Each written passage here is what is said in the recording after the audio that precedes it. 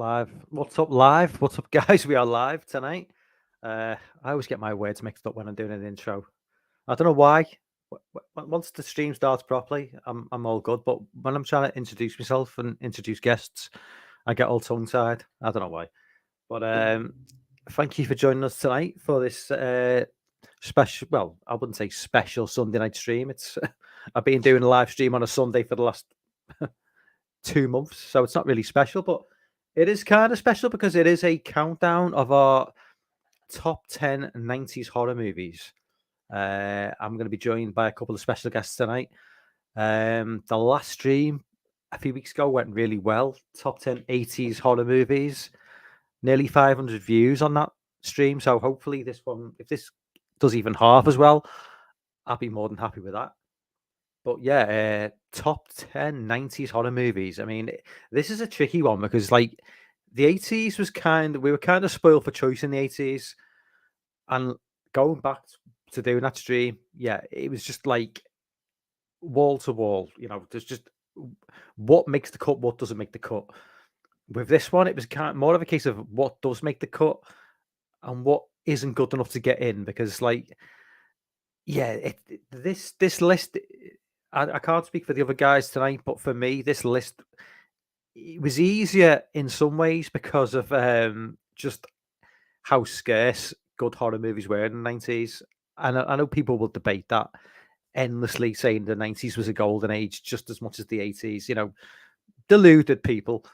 But for me, the 90s was just fucking god awful when it comes to horror for like at least half the decade. And my list will probably show that. It'll also show my probably lack of I don't know, diversity when it comes to horror movies in a way at that era, because my list is kind of, it's definitely normie central, if that's a saying. I can't, it's not too daring, my list. It's, like this, like I think, I don't know if I highlighted it as such, but this is my, well, certainly mine. I can't speak for the other guys, but top 10 favorite horror movies of the 90s. So yeah, I will acknowledge that there may have been better movies released in that decade, but this is my top 10 favorite. And there are movies there as well which I don't really regard as horror movies, which some people would do, and I regard some of them are regarded as classics of the decade.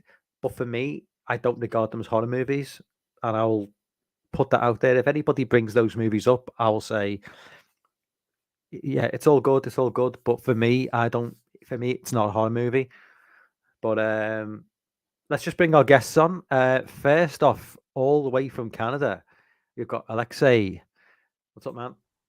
Hey, how you doing, Mike? Not bad, man. Not bad. All good. All good. Looking forward to counting down some 90s horror, I hope. I don't know how your list is going to... See, I imagine like when we last did the list, you were there for that one, but it was the 80s.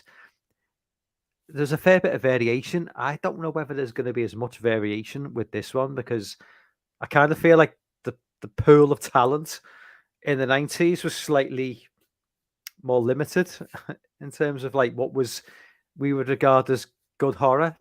I could be surprised, Yeah, I know what you mean. It was a weird time for the genre. I don't think that there were no good horror movies, but that said, yeah, like you said, the talent pool kind of dwindled, and then I think that for whatever reason, they just kind of lost track of how to market, the movies effectively. Like there were lots of movies that like you might go back in retrospective and look at them and be like, hey, like this is definitely a horror movie, but it wasn't promoted that way. It was almost like it was like a dirty word in the 90s there, and at least the first half of the 90s, but it definitely who knows.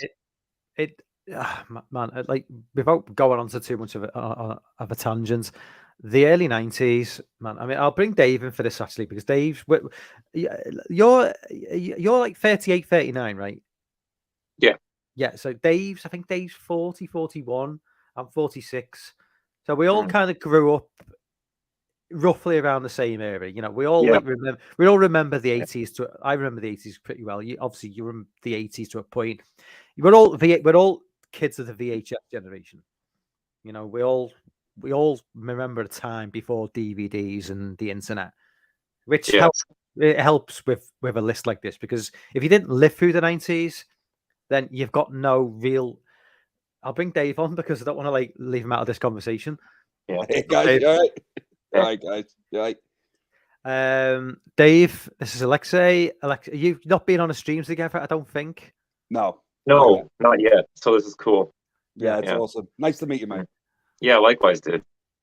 But like I say, we're all kids of the VHS era and the DVD era and the pre-internet era. For the grace of God, thank you, Lord. No kidding. Yeah. Oh my God! So I agree with that. I am so great, so grateful to live in a time before social media and the internet. You know, it's just a kid nowadays would be like, how could you live like that? And it's like, I suppose it's in the same way that like asking our parents to like, they're grateful for growing up at a time when they didn't have like TVs, and you know, they probably had more freedom in a way, but Yeah. but Simpler times. simpler times. Yeah. But definitely, you know, having you guys on board tonight, you know, in terms of talking about the 90s and the 80s to a point. Oh, what's up, Piz, by the way? Piz is in the chat. Let me just quickly jump in the chat briefly. Christian, what's up, man? Christian, if Puppet Master isn't this list, well, it's not in my list, so You're gonna be sorely disappointed, I think, mate. Big T's in the chat. What's up, man? Sean's in the chat. What's up, Sean? We've got Ben's in the chat. Yeah, Sean's a 90s kid, definitely. Ben says, "This is my Super Bowl." Oh, hopefully it don't disappoint you. Nice. No pressure then. Yeah, like Wow. luckily, like if I'd known at this, if there's less people in the stream tonight, it's because the Super Bowl's on, and I had no idea that the Super Bowl, because I don't give two shits about the Super Bowl, because I'm like, what do I care?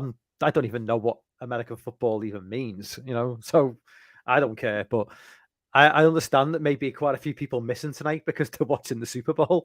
Yeah. But yeah, going back to my original point anyway, before we get into the list. Yeah.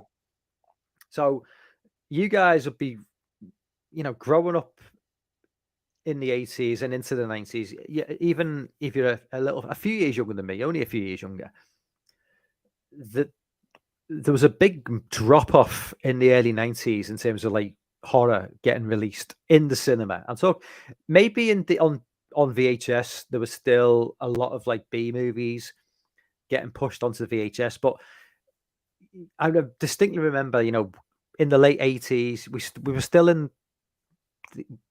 still getting the after effects of the slasher boom, you know, with the Nightmare on Elm Street movies, and the Friday films were still getting a regular release. The Halloween movies made a resurgence in the late 80s. But the early 90s, man, the early 90s was a grim time to be a horror fan. It really was. I mean, there really wasn't much going on in terms of horror in the early 90s. I think what happened was, when Silence of the Lambs came out in 1990, there was a shift towards more like, I don't want to say intelligent, thoughtful horror, you know, more of a psychological thriller type horror, more real world, where, you know, the villain is someone who could be your next door neighbor rather than a guy in a mask or someone in your dreams. Because when Silence of the Lambs like won 4 Oscars, it kind of started a mini revival of those sort of like more, you know, we got films like Copycat with Sigourney Weaver. I mean, we still got our Candymans as well, you know, but there was definitely a move away from the more like, I wouldn't say not comedic, more, you know, more like even like sort of like comic book style of horror, you know, something that you could just like have a laugh with, you know, Jason, Freddy, Michael. Okay, they were horror movies, but they were fun horror movies. They were something a 13-year-old kid could just bring his mates around, get the popcorn in, you know, order a pizza, whatever, sit down and watch. The early 90s, those movies weren't really appealing to like kids at that time who were our age. They were aimed at a more adult audience, and I think that was one of the issues with the early 90s for me. It's just as a kid who was like 14, 15, 16, 17, I was looking for like I wanted that slasher fix, and it wasn't there. Yeah. It's especially in the early 90s, I thought it was like it kind of started to die out, didn't it? Big time. Big You time. know, and then it was only till I would probably say the late 90s till horror got a massive revival. It was Scream. You know, was well, Scream. yeah, it was. As much as JT doesn't like to, doesn't like to admit it. It was Scream that set it off again. We'll get into that. We'll get into that down the line. But I mean, we will. I mean, like I say, I don't know, but your memories of the early 90s to mid 90s. I mean, I don't know whether were you into horror back then, or was it more of a? I was into horror a little bit back then. I mean, I remember where I had the most fun with horror was in the direct-to-video market at that point. Yeah. Like, because there was a bit of more of that going on. Well, it's really, I mean, I guess it's just the same as like all those B-level movies that just go straight to streaming now, basically. But yeah, you go to the video store and there'd be like a whole bunch of stuff that would get there just because they could make their money back in rentals in those days. So smaller sort of like movies that were a little bit more sort of like fringy and weird, or maybe scratched that sort of slasher fix, like you were saying. That's where you could find some of that stuff. But it was kind of like when you go to a thrift store or something, like, there was good stuff if you were willing to sort through a lot of junk, because there was a lot of real shat direct-to-video stuff too. But if you were willing to wade through the swamp of crap, you could find some gems. Yeah. There's a lot of crap to wade through. Yeah. Yeah. I've waited for a lot of crap going through that list of 90s movies, I tell you.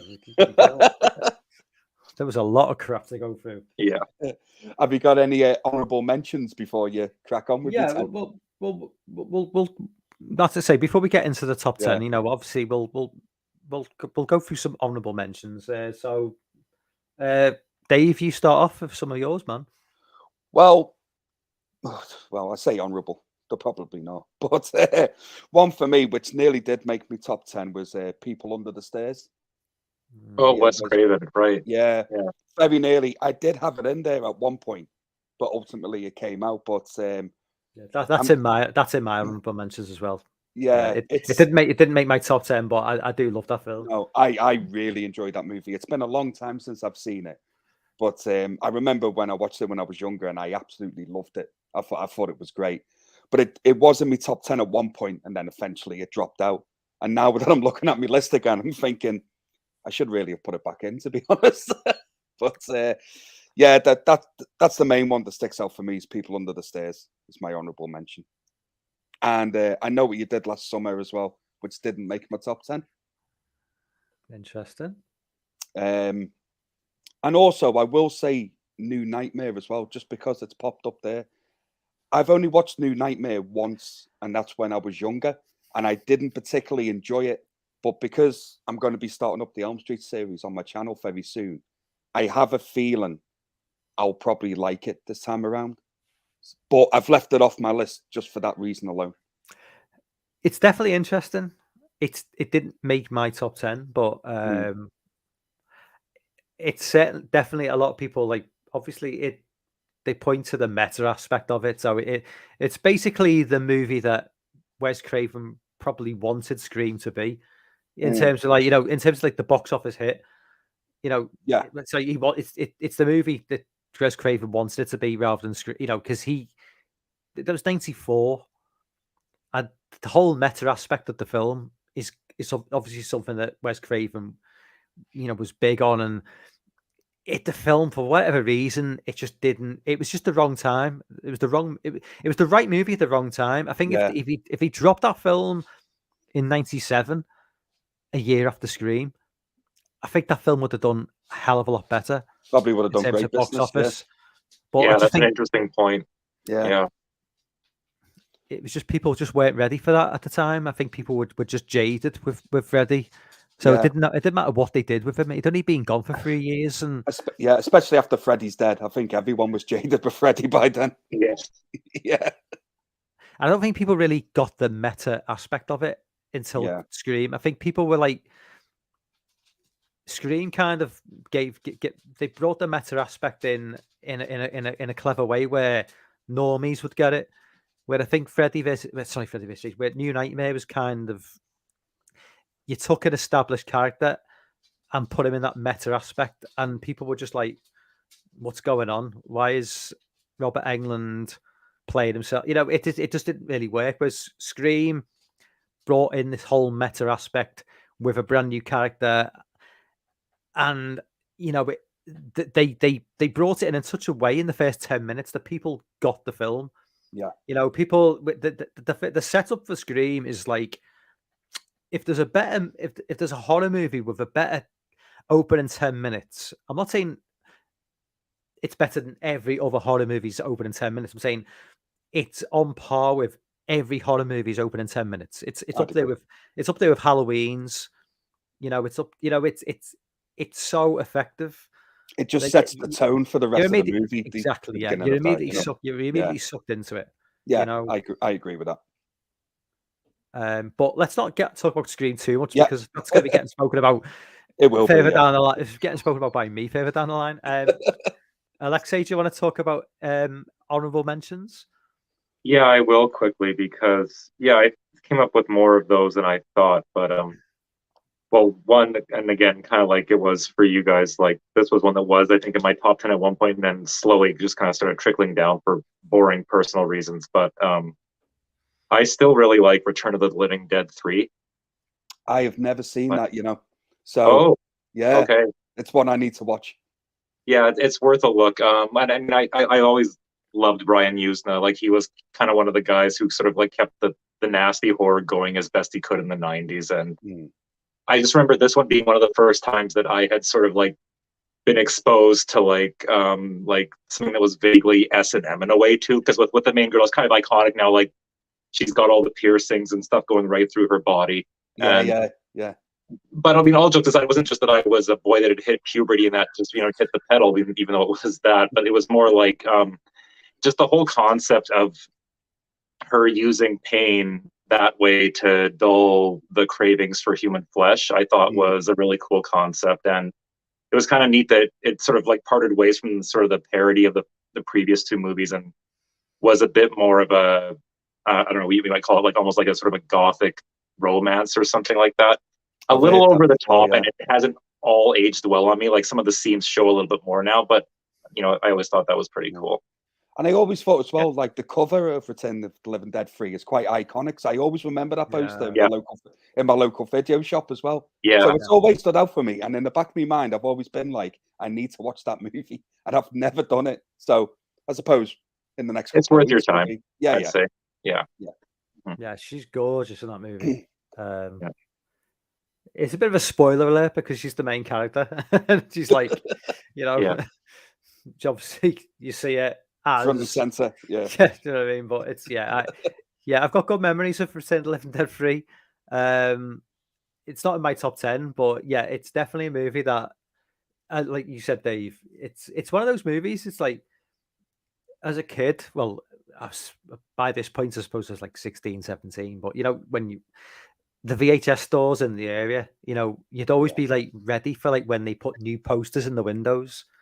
So they'd have like, I don't know what it's like for you, Alexei, but where we were, the VHS stores, they'd have like, 5 or 6 posters in the window, big, movie posters. And yeah, it was a similar thing here. Yeah. And then every couple of weeks they'd change the posters over, and it's like, oh, they got the new movies in. And Return of the Living Dead 3 was one of those. It's like, it was front and center in the window. And I'm like, oh, yeah. And this is before the internet. So, and because a lot of these movies weren't getting released on the cinema as well. Because this is, unless I'm mistaken, I don't think Return of the Living Dead 3 ever went to the cinema in the UK. I'm pretty sure it didn't. I don't think it did. So I don't think it did either. No. Yeah. I always remember you talking about that, Mike, with the posters. I remember them when the poster for House 4 went up, and I ran to the video shop for that.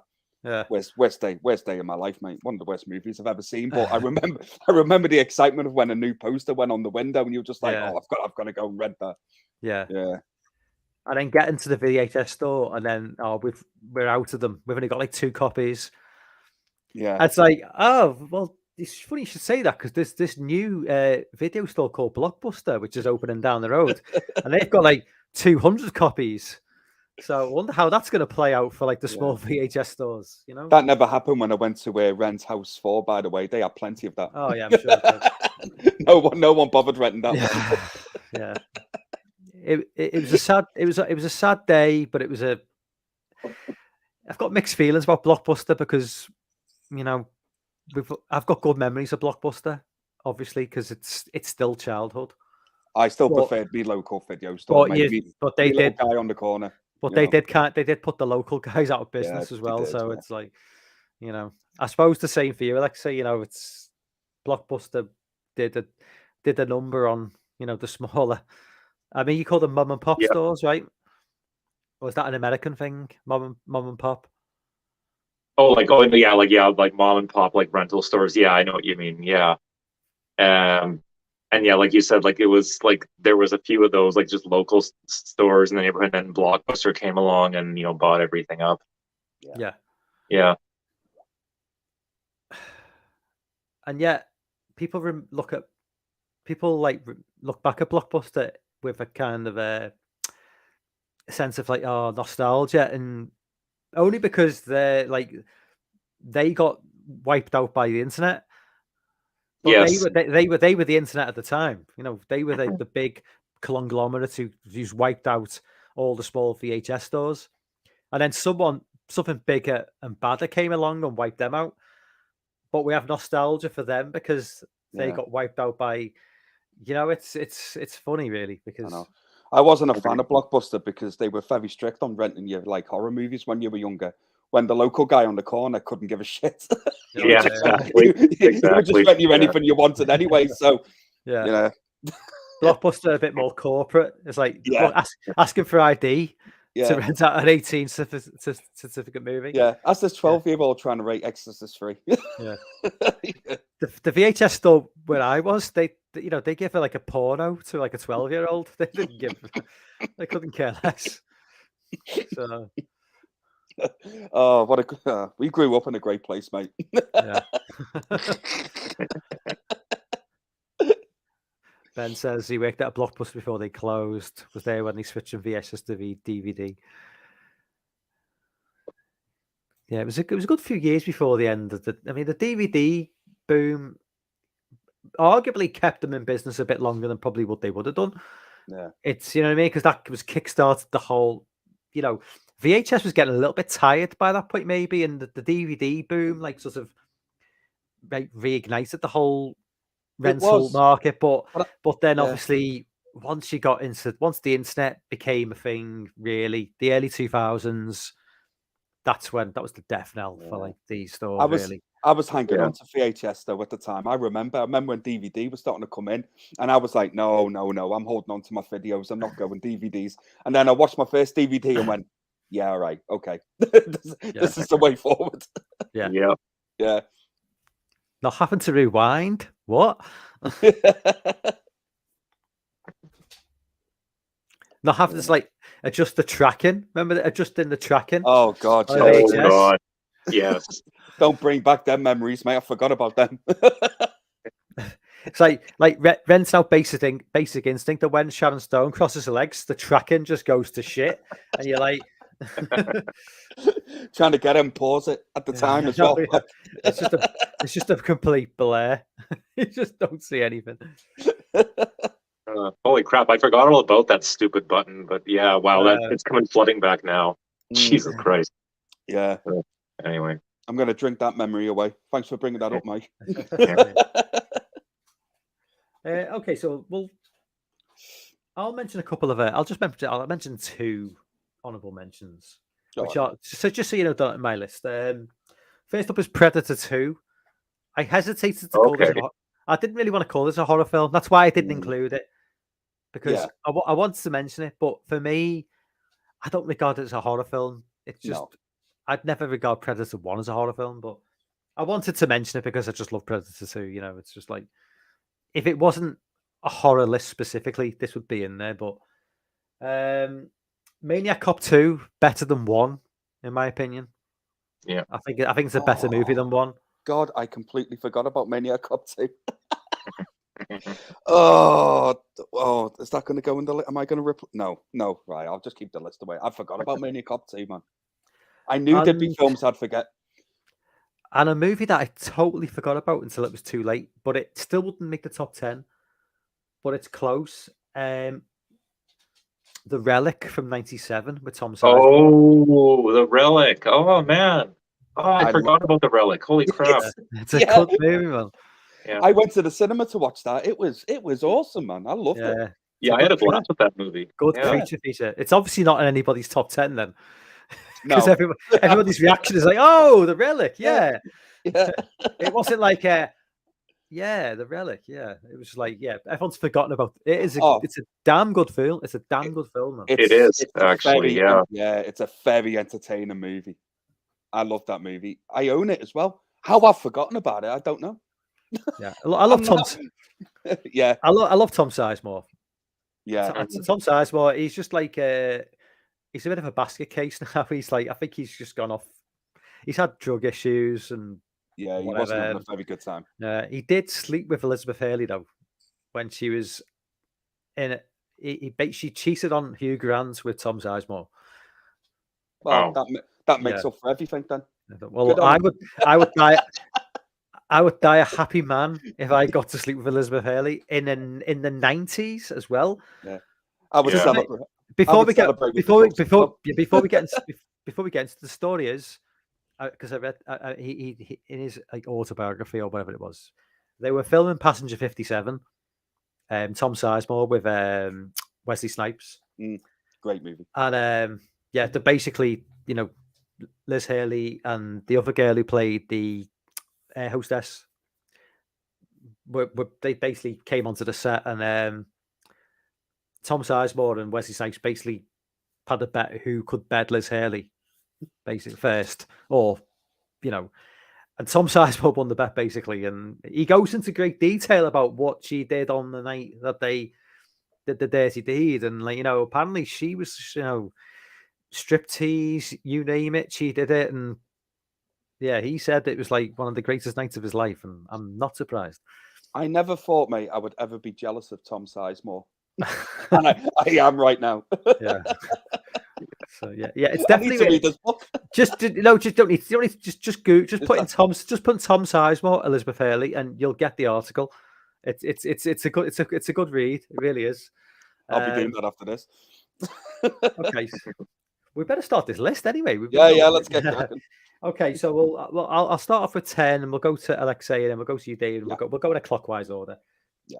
So my number 10 is a movie from 1997, a movie that did get sequels, which I've never watched because I didn't want to ruin the impact of the first movie, and because I don't think they would do it justice. And that film is Cube. Love Cube. Yeah. Love Cube. It's if you think of like Escape Room now, it's like a way better movie. All the Escape Room movies, this is like the original. Well, I don't want to say it's the original, but from what I'm not aware of a movie that really does it in this way before this film, and it's just ingenious the way they go about putting the way every character has their own like purpose for being there, and the traps, everything about it. There's a lot of if you look at a movie like Saw, I think maybe they took some influence from a film like Cube. But love Cube, love the film. Like I say, don't want to watch the sequels because I don't really want to be disappointed. If anybody's seen the sequels, if they are on par with the original, then let me know, because I just don't want to ruin that. I loved the ending of the film as well, because it's got this really I wouldn't say ambiguous, but there's a hint of like some sort of like Big Brother, CIA, whatever you want to call it, like influence, where it's it never really dives into it, does it? Which what I quite like. It kind of leaves it all a mystery of what is actually going on. at the very end, they hint that there's something going on. That's why I really don't want to watch the sequels, because in case they explain, because you don't know. You see shots from outside the cube, but you don't see anybody. You just see a couple of shots outside and then back in it, and it doesn't really explain anything. And I just love that. Less is more. Yeah, completely agree. I haven't seen it for a long time, mate, but I watched it many years ago. We were probably in the 90s when I watched it. Yeah, and I really enjoyed it. Really did. I thought it was quite clever how it was done, and it was very simple. What I quite liked about it as well. It was very entertaining, man. Yeah, I agree with you. Yeah. Alexei, number 10, Okay. man. On my life, not a word of a lie. I didn't plan this or anything like that, but it is, believe it or not, the same movie at my number 10. Oh, right. Dude, Oh, yeah. Well done. Yeah, I mean, I have a soft spot for it, obviously, because it's Canadian, but also, I mean, everything you guys said. I'm always a sucker for any movie where it's a bunch of people who are sort of like dropped into a mysterious situation and got to figure it out. Yeah. Yeah, and like you guys said, I mean, they were, brave enough not to over-explain it and allow a lot of it to remain a mystery and just kind of like keep it in the present. Yeah. And it just has this great sustained creepy atmosphere all the way through. I mean, if you really want to get nitpicky, is some of the dialogue and acting a little bit sort of cringy, yeah, but everything else is so well sustained that I can dismiss that in a second. It doesn't bother me a bit while I'm watching it. Oh yeah. Have you seen any of the sequels? You know what? I don't think that I have, and I don't know why I never did. It wasn't for the same reasons as you, but I don't know. I guess I just didn't feel like I needed more after the first one. You know what I mean? Yeah. Yeah. Dave, number 10. Right. We have to emphasize this. This is our favorite list. I was like, it's favorites. It's not what we consider the best. Yeah, it's always been because my list is they're not high-ranking IMDb movies. My favorites are just like what I loved in the 90s, and still enjoy to this day. Because I know this isn't a good movie, right? I know this, but I have so much fun with this, and for one particular reason, right? And I will say, this is my only John Carpenter movie on this list, and the fact that I've got one on the 90s list and I didn't have a John Carpenter movie on the 80s list probably speaks volumes, right? But my number 10 is John Carpenter's Vampires. Oh, wow. Okay. Right? And the main reason why this is in my top 10, like I said, it's for one reason, and that's James Woods. His performance in this movie just elevates it to a different level for me. If anyone else played Jack Crow, this wouldn't have gone anywhere. And for most people, it probably didn't go anywhere anyway. But for me, he is so entertaining that I adore this movie. Like, I absolutely love it. Substitutes entertainer for being fucking annoying as hell. James Woods in that film, I fucking hate, man. I love him. I hate him in that film. I love James Woods too. Yeah, I'm sorry. So he's just like noisy. He's just like shouting all the time. Like, oh my god. Yeah. Oh, but that's what I love. I love when they just let James Wood off the leash in a movie, and just let him chew the scenery for like a good 5 minutes straight. Like, it just doesn't get better. I will absolutely guarantee, mate, that every word he spoke in that movie was not in the script. I'll guarantee it. They just let him off the leash. John Carpenter just went, do whatever you want, Woods. Do whatever you want, and we will just shoot. We will make a story around you. I'd be too scared to tell him no. Well, I think if anyone would have said no to him, I think Carpenter would have. But I just think he said to him, look, do you know what film he had? Do you know what script he had? Just have a good time. Just go off. Do what you want. Make this character your own. And I will say that his character, Jack Crow, for me, I thought he nailed it. But I do completely understand how people like yourself might just, don't enjoy it. But I really did enjoy this movie. For me, it's one I could just throw on at any time and just have a really good time with it. wasn't the bad guy in it like a martial artist from the early 90s? Yeah, it's Thomas Ian Nicholson or Nichols or Griffith, was something it? like Is that. it Griffith? Yeah, That's something it, like mate. that. Yeah, that's him. Yeah, Yeah, I just And remember him doing like these horrible martial arts movies in the early 90s, and then they were terrible. Yeah, and then he was a head vampire in this, and I think he's decent in it as well. Like I say, the effects are cheesy, the acting's cheesy. It's like what I like about it is I feel like Carpenter was trying to make like an 80s vampire horror movie, but in the late 90s, yeah, which didn't really connect with a lot of people, which I get. But for me, I feel like I'm the only person on the planet that loves this movie, to be honest. Because every time I mention it, everyone's just like, "Oh no, Dave, what the hell are you on about?" But yeah, it entertains me so much. It really does. But I can hand on heart say I know it ain't great, and it's definitely not one of Carpenter's best. But you know, it's like the black sheep one on my list for me. Yeah. I love it. Yeah. Okay, on to Ben's number 10 is still. Yeah, Ben, if you want to like just chirp in with your Yeah. like Everyone in the chat. everyone in the chat Yeah. as we count down. Anybody in the chat. I know the chat's a bit quiet tonight because of the Super Bowl, I think. But fuck the Super Bowl. Come over here instead. It's more entertaining. Absolutely. Yeah, Ben's number 10 is State of Echoes. That's a good movie. I like that Very film good as well. movie.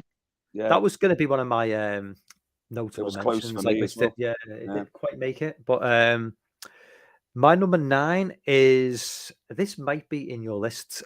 It should fucking well be in your list. This is a damn fine movie. Another 97 movie. This is Wishmaster. Nice. So it's in Dave's top 10 just by that expression alone. Well, right, it was close. It's not. Mike. So it's not. No, it's not. Okay. No, it was It was at one point. I think at 4 o'clock today, mate. It was, and then it got kind of drifted out as I remembered others. But yeah, man, I love Wishmaster. This film Love is it. just so much fun, man. Yeah, It really is. It's just got everything. It's cheesy. It's gory. It's got a great lead in terms of a baddie and Andrew Divoff. He's brilliant. He's so charismatic. You know. Yeah. The kills are great, man. The kills are like brutal as well. You know, just like the guy who when he walks up to like the gates and he can't get through, and he just says you can't come in. Yeah. And he can't because he physically can't because he's got to be. The wish hasn't been granted, and he goes, "You'd have to walk right through me, and I'd love to see that." And he just stops, smiles, and turns around, and just walks right through him. Yeah. And the girl in the is it like she's like in a clothes shop or something? And he turns her into like into a mannequin. Into a mannequin. But she's screaming inside. It's like, oh my god, how brutal is that to be conscious, but in a. Oh my god, that's so bad. Yeah, wasn't that Wish that she wanted to stay young and beautiful forever or something like that, wasn't it? So he that's it. Yeah, mannequin. That was it. Yeah. And she can eat the screen. Oh my god, that's just so. I love Wishmaster, man. The final like sort of like, you know, the final like act. It's just going all shit's going down. Yeah, it's like a hotel or something. I can't quite remember the final scene. It's like there's like. It just goes full on batshit crazy. Yeah, it's like some guys kind of like partying as museum or something, isn't it? Yeah, it just goes. Isn't it Robert Englund's character in it because he tries to purchase the statue or something? Yeah, that's it. Yeah. But even the ending has got a really clever ending with the final wishes. She wishes the guy controlling the the wasn't drunk. He wasn't drunk. That's right. So he doesn't drop it, and it's just. It's such a clever movie. Yeah, that was Wes Craven as well, wasn't it? Wishmaster. Yeah, it was. Yeah. No, I think it was. Yeah, I think it is. Yeah, because I'm pretty sure because he had like Robert Englund in it. I'm pretty sure Kane Hodder's in it for a tiny bit as well. Oh no, Robert Kurtzman's the director. Right? Didn't Wes Craven present? He had something to do with it. I'm sure. I'm just on IMDb now. He's maybe someone in the chat knows this. Maybe can let me know. But I'm sure he did. Robert wasn't it a Clive Barker short story or something like that originally, or am I making that up? It could have been, mate. It feels like it could have been right. Maybe I'm just making it up. Maybe I just had a dream of it or something. But yeah. So Alexei, number 9. Oh yeah, number 9. Yeah. Yes, we are. So yeah, my number 9 is going to be um, Takashi Miike's Audition. Oh, Okay, yeah, right. Here's the thing, right? Like, Yeah. it would have been an honourable mention for me. I did a stream on Friday night, counting down Empire Magazine's top 50 horror movies of the 2000s, and Audition is in it as the year Really? 2000. But if you watch the Hmm. stream, I actually comment on it, and because I'm doing a countdown with JT, Yeah. and I actually said to JT, I said I thought Audition was 99. it is Yeah, 99, isn't it? that's what I'm going off of anyway. Yeah. Yeah. Yeah. I think you're right. I think it is 99. I think what's happened is it's over because it's a Japanese movie or a Korean movie or We probably got it in Chinese. 2000. I think it Yeah. came out in 99 in Asia and it's been released later in the West. Yeah. So That's fair. yeah. So I think it is definitely a 1999 film. So It's a 90s movie. Yeah. It came out in 99, so yeah. But yeah, man. You know, say what you want to say about it, man, because it's Yeah. I mean, it's just like really like that was one of my first experiences, like having like thinking I was getting one thing and then getting hit really hard with a left turn and feeling like I was like really in over my yes, in the face. exactly. Yeah. Yeah. Wow. It was so gonzo. I think it might even have been the first Miike movie that I watched at that point. Mm. So like, you know, like that sort of in your face style and everything was, you know, definitely not something that I was accustomed to. And it was, yeah, like repulsive, but like a totally fascinating experience too. Yeah. Did you go into it knowing what it was, or I didn't really know a thing about it watching it the first time. No, because when the film came out, the internet was still like relatively like new, and a lot of people went online, and you know, obviously, it starts off almost like it's like some sort of romantic, you know, movie, and you're not quite sure what's going on, and then it's only really, I think, I'm not entirely sure. Maybe there's elements of something's not quite right, but the scene with the phone ringing and the body in the bag is kind of the That's when you reveal start to where notice, like this girl's Yeah. complete fuck up, you know, and that's when stuff goes south, you know. Yeah. But I can't remember because I saw the movie. I knew what was going on. I knew about the movie when I watched it, so I knew about the whole torture and you know with the you know cutting the ankle off. That's such a horrible. No, yeah, I knew all. I knew all about that, so I went into it knowing, but I would have liked to have gone into that film completely blind and like having no idea. But as I say, I watched it in about 2005, maybe, so I knew. I already knew what was going on, but as I say, I would have liked to have got into that with a completely blank slate and just really enjoyed it for what it was.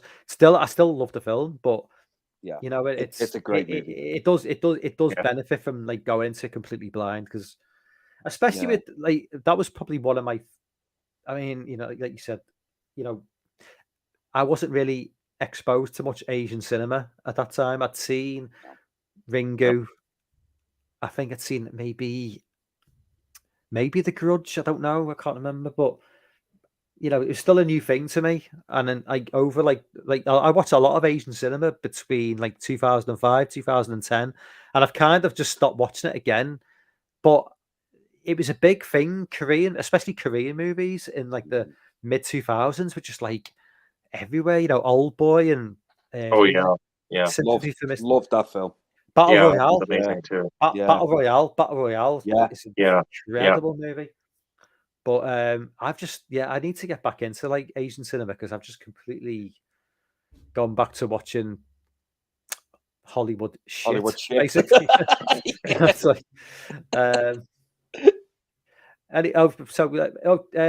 Dave. So you're are we? Dave, yeah, number we're at 9? 9, mate. Yeah. I'll just add on to Audition a little bit. I was the same as you, Mike. I watched it many years after, but I was fortunate to not know anything about it. It was a friend of mine that put it on one night and just said, "Look, listen, you need to watch this film. I'm not going to tell you what it's about." And I was like, "Okay, fair enough." And he put it on, and we're not friends anymore. Put it that way. That film disturbed me, like honestly. But like you were saying, I couldn't take my eyes away from it while I was watching it. I was engrossed in No. it. But I was just sat there thinking, like, what am I watching here? Because, like you said, I thought I was getting a completely different movie at the start of this, and then the way it changes, I'm just like, what the fuck is going on? But because it's Asian as well. Yeah. You're used to Hollywood tropes and Hollywood storytelling. So with it being an Asian movie and completely like opposite to what we're used to, you're never really entirely sure how it's going to play out because no, they don't really they look at things for completely opposite the way we, in terms of like how their movies play out doesn't necessarily play out to way a movie would in the West. no, it what makes them fascinating. You know what I mean? It's Exactly. Yeah. how it's like you were completely unaware of how things were going to go exactly anyway. Yeah. So it's I mean, and I like definitely. that. I like being surprised in my movies Yeah. as well. I like Yeah. it when you're going Me down too. one path and then all of a sudden it would just dive veer into somewhere It's else. like it's a bit Yeah. like the French movies in the 2000s, like those Yeah. extreme French movies. Like, say, Yes. I had no experience of French horror, didn't know anything about French movies, Oh, it's brutal. and they would just drop in these movies. I'm like, Yeah. the French are doing this, not Yes. the French. Jesus, the French. I was like, of all the countries I would have least expected extreme hardcore horror to be the French. From No, the French. no. If there's any French people watching, we love you. No, I've got no. Yeah, we do. We We do. do. We love you. We love you. I've got no French subscribers whatsoever. Just in case, mate. We'll get it But, out there. But what? Yeah. I'd expect like maybe Russia, but it's like France. But Audition, mate, is a great choice. Yeah. Great choice, mate. Yeah. My number 9 is. It'll be in a lot of people's horror lists, I'm sure. I don't really consider this a horror movie. I actually consider it a bit more of a comedy, but it's in a horror series, and because I'm such a massive Evil Dead fan, I have to include Army of Darkness somewhere in my top 10. Okay. So, yeah, so Army of Darkness is it's number 9 for me. And like I say, it's not a horror movie. It's not. It's more a comedy than anything else. But like I said, I'm such a huge Evil Dead fan. I love the character of Ash Williams. I'm a massive fan of Bruce Campbell. So Army of Darkness is 100% is in my top 10 90s horror movies. I just adore that movie. It's not my favorite Evil Dead movie. My favorite Evil Dead movie is Evil Dead 2. But Army of Darkness is a very, very close second to that for me. But I know you're not a huge fan of it all, Mike. No, not a big fan of the Evil Dead franchise. It's just I've got to bring Ash back for this, mate, because he's disappointed in you. Look, you know, how could you not love this face? Look, I'm sorry. Yeah. I'm sorry. I'm with you.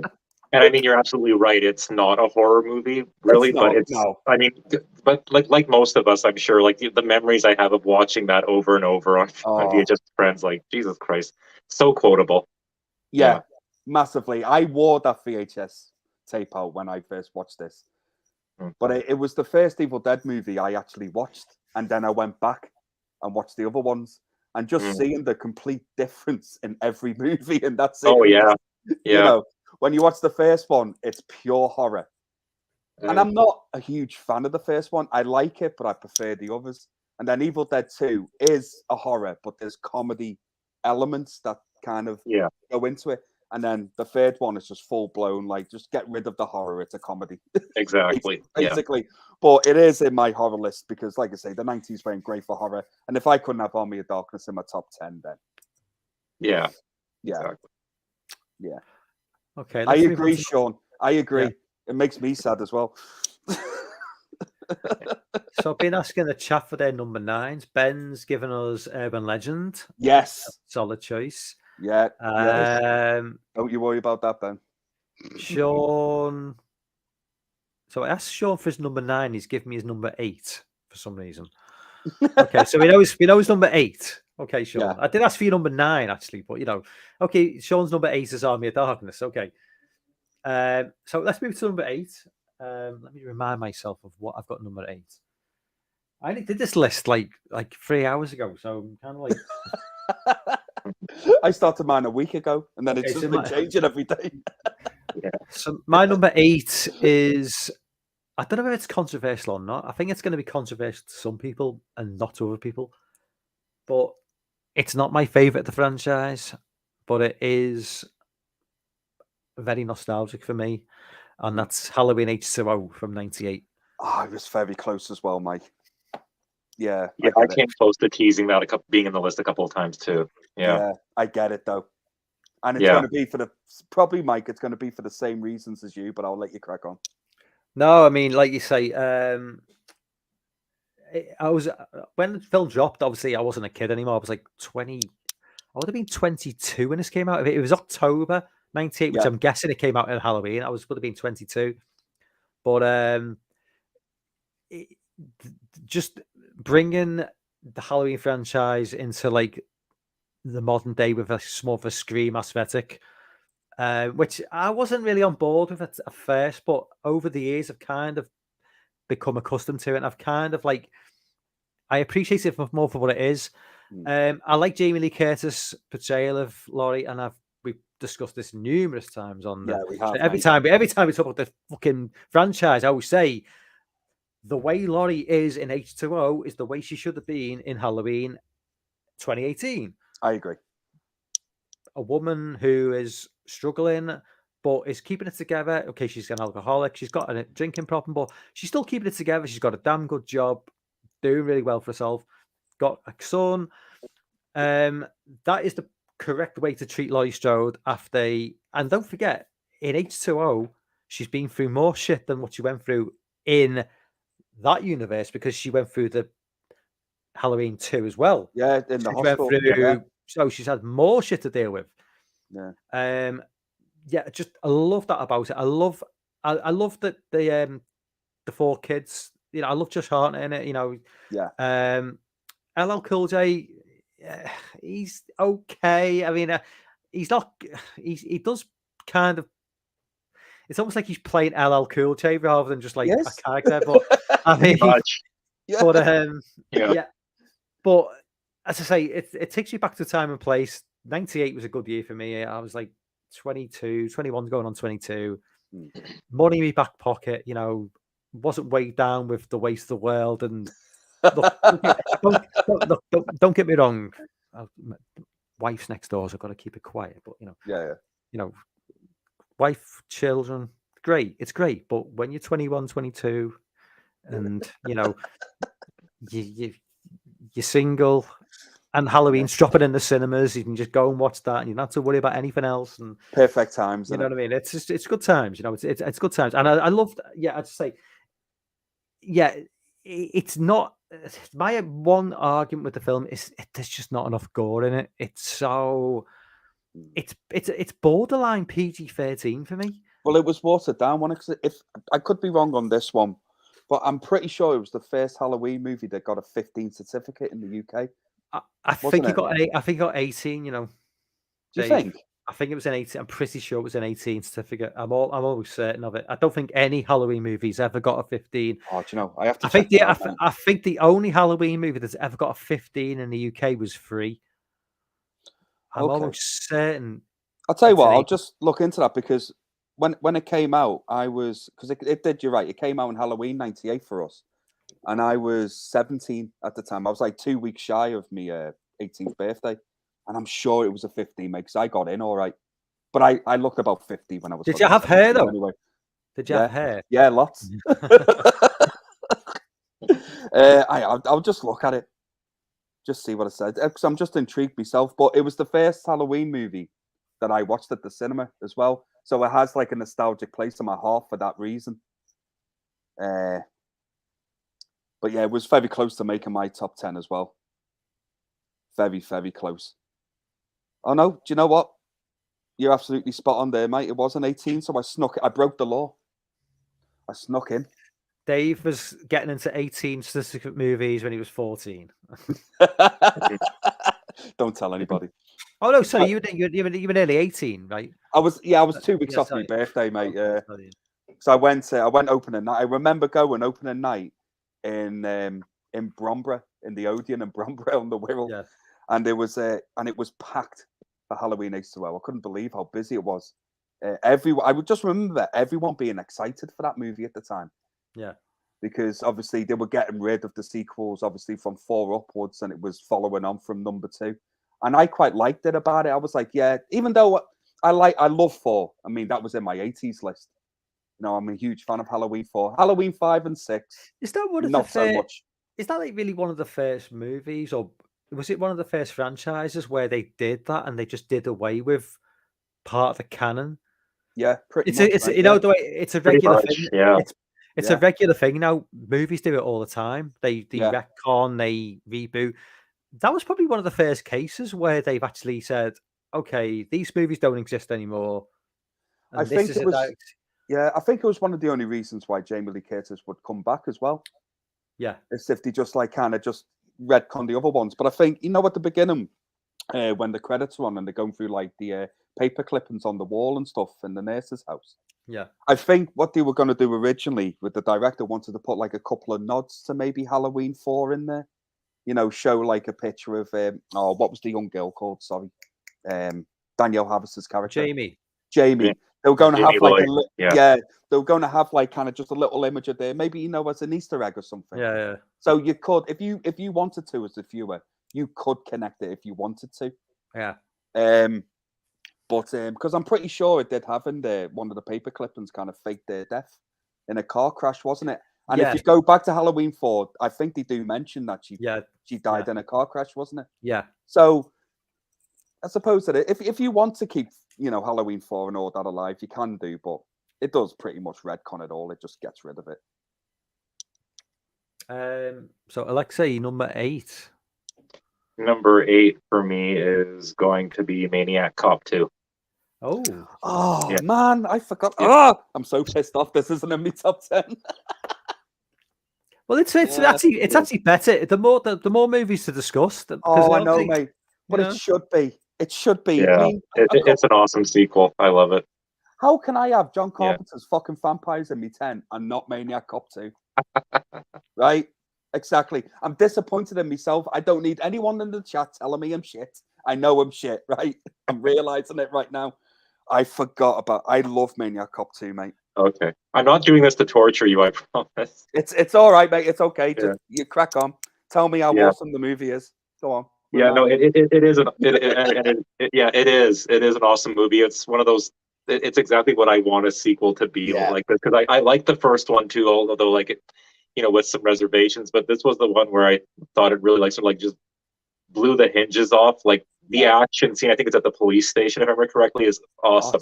So good, Like, man. It's right up there with the Terminator going into the station in the first Terminator movie. Like it's that good. I think that's what inspired that scene, to be fair. Actually, maybe. Yeah. Just I think maybe. inspired, but I think Maniac Cop 2, and I think it does it better. You know what? I think, I would agree with that. Yeah. Did you, like, when I watched it the first time, I was like, I wasn't expecting Bruce Campbell to just be offed within the first 20 minutes. I was like, what the? Yeah. I thought he's back as the main. I thought he's back as the main character, you know. But it's like, oh no, Bruce Campbell's dead. Where do we go from now? Where do we go? No. Who's gonna like lead this film now? It's like, but it's also a good thing as well, because with it doing that, you're thinking, fucking hell, anybody could die. Yeah, like, exactly. No one's safe in this movie. Well, I didn't predict Tom Atkins getting killed in the first film. One. No, Tom not Atkins at all. doesn't die. Tom Atkins doesn't die in films. Not what you know. No, I was surprised by that as well when he just gets thrown out the window. Yeah, I was like, right, because Bruce Campbell wasn't really built up to be the main lead in that movie. You thought it was Tom Atkins. He doesn't really do much in that film for the first like 40 minutes, and no, he just cheats on his wife. That's it. Yeah, and then in the second movie, then he just gets killed within the first 20 minutes. I was just like, that broke my heart. I'm not gonna lie. But in the second one, I also think, is it Darby? How you pronounce his last name? Darby something? Darby, yeah. Darby, that's it. I think he's brilliant. Yes. In Maniac Cop 2. Like, I think he's awesome in that. And I like how I love like Robert Sadara's or Maniac Cop. God, why is my mind gone blank when I go on these live streams? What's his name? What's the Maniac Cop's name? Matt Cordell. Matt Cordell. Thank you, Mike. Matt Cordell. I think he's awesome in the second one. I find him more menacing in the sequel than in the first one. Even though he is menacing, you don't really in the first movie. You don't really see him until the very end. You just see a body really. Mm-hmm. He's like genuinely an intimidating guy though. Like that. Isn't he though? Yeah, really unique. Well, he's got he had like some sort of illness which led to like the enlarged face. Oh, okay. He died a few years ago. Yeah, God bless him. Yeah, it wasn't normal. Like what he had. Have you ever seen Samurai Cop? Yes. Yeah, well, he's in Samurai Cop. But that whole jawline, it's not natural. It's not meant to. He's not meant to look like that. It's something that he had. But he looks like a great bad guy. Oh, that's probably why he was getting cast in all them roles. He got. It's like the guy from Hills of Eyes, Michael Berryman. Bald fella. Yeah. Like, I mean, it's just you need to be more than just be bald, obviously, because Dave, you'd be getting roles left, right, and centre. You know what I mean? But I'll definitely be in the Hills of Eyes remake. But Michael Berryman, he's got obviously that unusual look. Like just the movie workers just comes thick and fast if they need someone who looks a little bit slightly off. You know what I mean? In terms of like, any wrong turn sequels, well, that guy will do. It's just. Yeah. But and also as well, and I think the stunt when they set him on fire is brilliant in Maniac Cop 2 as well. The whole end bit is just fantastic. I think it's definitely one of them sequels in horror movies that we don't get a lot. I do think it improves on the original. It's better than the original. Oh, 100%. Yeah, which you don't get a lot of in a horror franchise at all. But unfortunately, we had to get Maniac Cop 3 after that. Yeah. yeah. Bit of a letdown, but it just goes to show you just how good Maniac Cop 2 actually was. Exactly. Yeah, throws it into greater relief even. Yeah. Oh, I am gutted I don't have that in my top 10. Maniac Cop 2 was an honourable mention. So are we up to Dave? Are we up to your number 8 now? Yeah, we are, mate. So I don't even want to carry on now. No, I'm joking. Right. So, number 8 for me is, and this one surprised me when I first watched it as well, and this was after the whole Scream boom and Halloween H2O. But I also think, if I remember right, that I think Kevin Williamson actually wrote the script for this as well, because he did Halloween H2O, didn't he? Yes, he did. Right on that one, he did, didn't he? So, my number 8, and I have a really good time with this movie, and I loved it in the cinema the first time I seen this, is The Faculty. It's number 8. Yeah. That's The Faculty, yeah. Very good. I just think there's not many movies for me I consider kind of flawless. I do consider this film one of them. I just think it's perfectly paced from start to finish. And I also think that Robert Patrick as the PE teacher in this is just perfect, especially when the aliens take him over. He just becomes so menacing and so charismatic that I just love the way, like, the movie just explains. And when they explain to you, like, well, if aliens are going to take over the planet, they're not going to go straight into the White House. They're not going to go straight there. They're going to go through a back door somewhere, start off in a high school in the middle of nowhere where no one's going to think about, no one's going to even care, and then gradually just take over from there. Yeah. And I just thought it was perfect, and it's so well written, as a lot of Kevin Williamson's films are, especially in the late 90s. He was doing everything in the late 90s, Kevin Williamson. Literally, didn't he have something to do with Dawson's Creek as well? Wasn't he he wrote Dawson's Creek? He did, yeah. And I'm pretty sure he had a hand in a note you did last summer as well. I was going to say he wrote that one as well. Yeah. But I think after Scream, for me, I think The Faculties is next best piece of work in my eyes. I really did enjoy that film. It's so highly entertaining. Josh Hartnett with like a 1-2 of like H2O, and I think Faculty's 99, is it, or is it 98? Is it the same year? Yeah, it's either 98 or 99. Yeah, so Josh Hartnett, one of them. Yeah, Josh Hartnett was like on fire back then, Oh, was And that, obviously, yeah. Elijah Wood. This is just before he made Lord of the Rings. I don't know if this Mhm. is the movie that. I don't know if this is the movie that got Elijah Wood the role of Frodo. I don't know. It could have been. It got him the audition, if I Did it? remember right. Yeah, Okay, so the best movie ever took then. yeah, but You know what I absolutely, yeah. mean? But You I wonder think if it, I think everyone in the faculty just nails it, even the smaller roles. Because even Salma Hayek is in that movie, if you yeah. remember. Mhm. Like she's just got a very small part, but like even she's really everyone's good in it. I think it's a brilliant movie, and I think it gets a little bit overlooked when people talk about horror movies from the 90s. It's not really like horror, but I No. consider it a horror movie. Yeah, it's got You all know? the sort of, it's got all those sort of like elements of like a typical slasher movie, but without the slasher. You know, it's Yeah. high school or Oh, college with like and what's her name? Frankie Jasmine or Jasmine or whatever how you pronounce the name. The Famke Janssen. Yeah. That's it, mate. Thank you very much. I'm really bad with pronouncing names, by the way. You'll figure that out as I go on this list. But she is. Oh, how beautiful was that woman? Like Yeah. still is, but like back then. Yeah. Oh yeah. Yeah. Yeah. Even when she's trying to look geeky as a teacher, I'm still like, oh, I wish I had a teacher like that at school. You know, they never look like that one. They never look No. like that in our school, did they, mate? No, certainly No, not. exactly. So yeah, I definitely would have been in the local paper if the kid trying to hit on the teacher. But yeah, I love that movie. So it was further up my list at one point, but it went down to 8, and I think that's probably a perfect place to put it in a top 10 for me. Okay, on to number 7. My number 7 is another movie from 1998, 99, Urban Legend. Nice one. Yeah, love. I mean, Yeah. this film isn't perfect by any stretch of the imagination, No, but I love. Again, 1998, great memories of 1998. I love slasher movies set in colleges, me and you both. college Yeah. campuses, high school, college, university campus, whatever you want to call it. Any slasher movie, for me, it's the perfect setting for a slasher movie.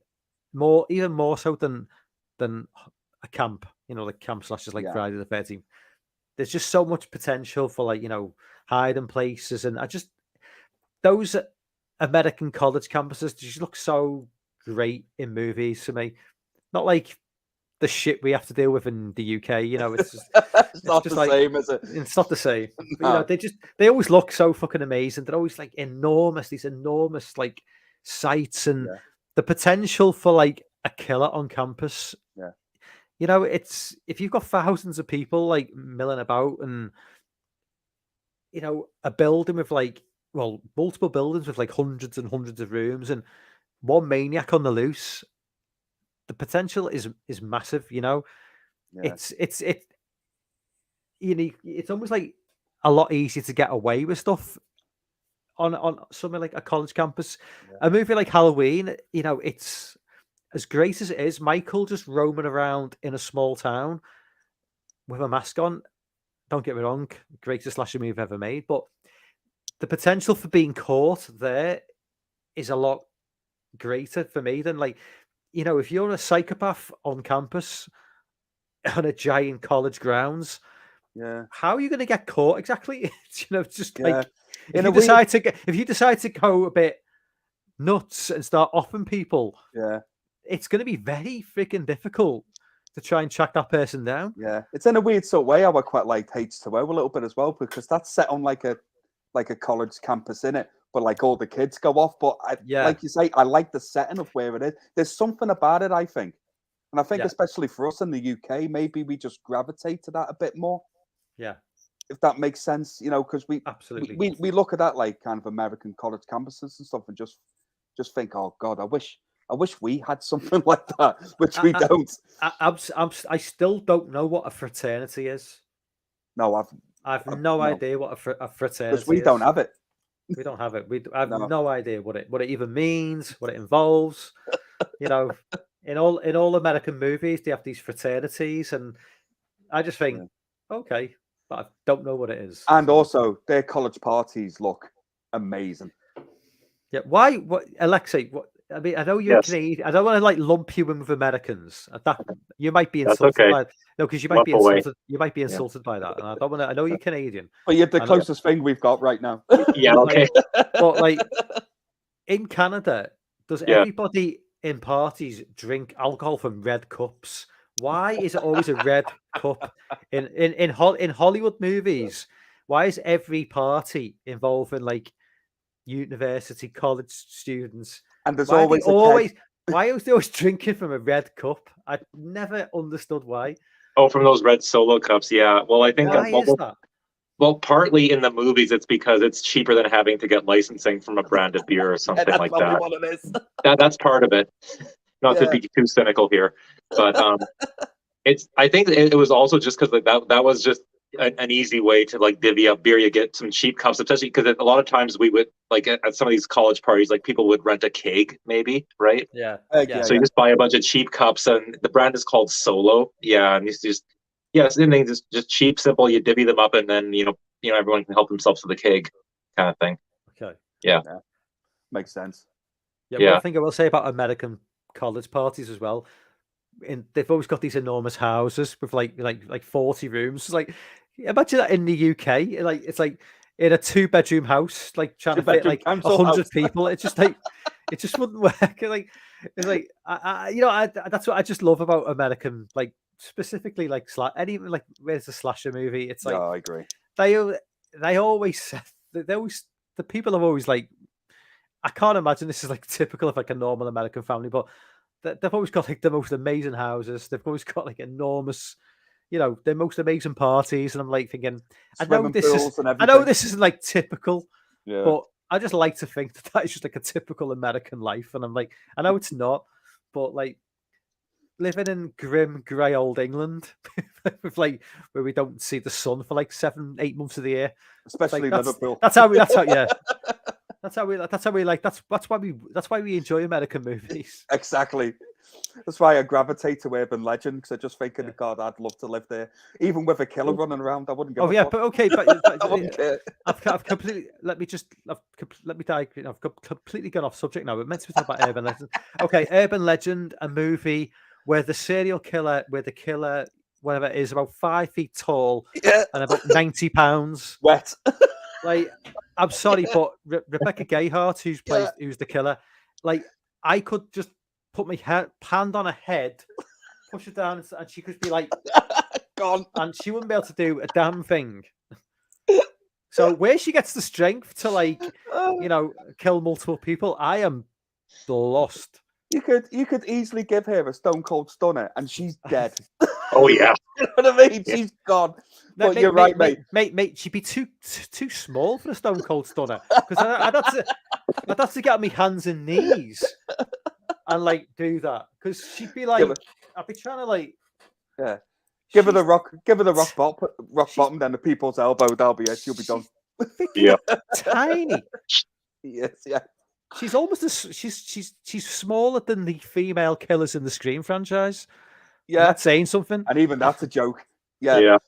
But that's the thing as well. I agree with you, Mike. When you watch that movie, you're kind of thinking, well, who is this guy? I kept thinking it was Jared Leto's character at one point. I know it was a bit obvious because they were kind of pushing that in your face. Yeah. But I kind of thought maybe because they're pushing it, they're going to think, all right, you don't think it's going to be him, but then it is him, kind of thing at the end. Yeah. But when it turned out to be, like you say, Rebecca Gayheart, I was just like, oh, fuck off, really? She did all of that shit. And how was everything kind of like, because they're playing like the urban legends, aren't they? So every killing is an urban legend story. I did. That's what I loved about the film now. Yeah. How convenient is some of the things that happen in it, though, that need to take place for certain parts? It's just like, it's so dumb. But I agree with you, Mike. I adore Urban Legend. Like, I really adore it. I love for all the reasons that you say. I love the scene as well where Robert Englund is trying to demonstrate, where they take the what's that Urban Legend where you take the fizzy thing and you put it in your mouth and then when someone drops something in it, wasn't it, or something? Yeah, you take it's like candy and you pour it into your mouth and it crackles and pops in your mouth and then you you pour something onto it and then the guy from Dawson's Creek I think is pretending to choke.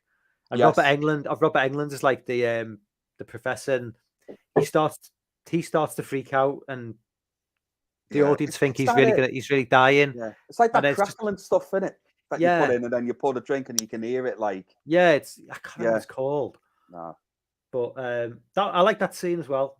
yeah, You know, it's just, and obviously Brad Dourif in the opening at the sequence beginning, as well. yeah, Yeah. so good. Yeah. It makes no sense, but it's such an entertaining horror movie. Like, it is. I agree with you, Mike. I do. Okay, Alexei, number 7 for you, man. Number 7 for me will be The Dentist. Oh, Oh, all right. Yeah. An out there choice. I like The Dentist, by the way.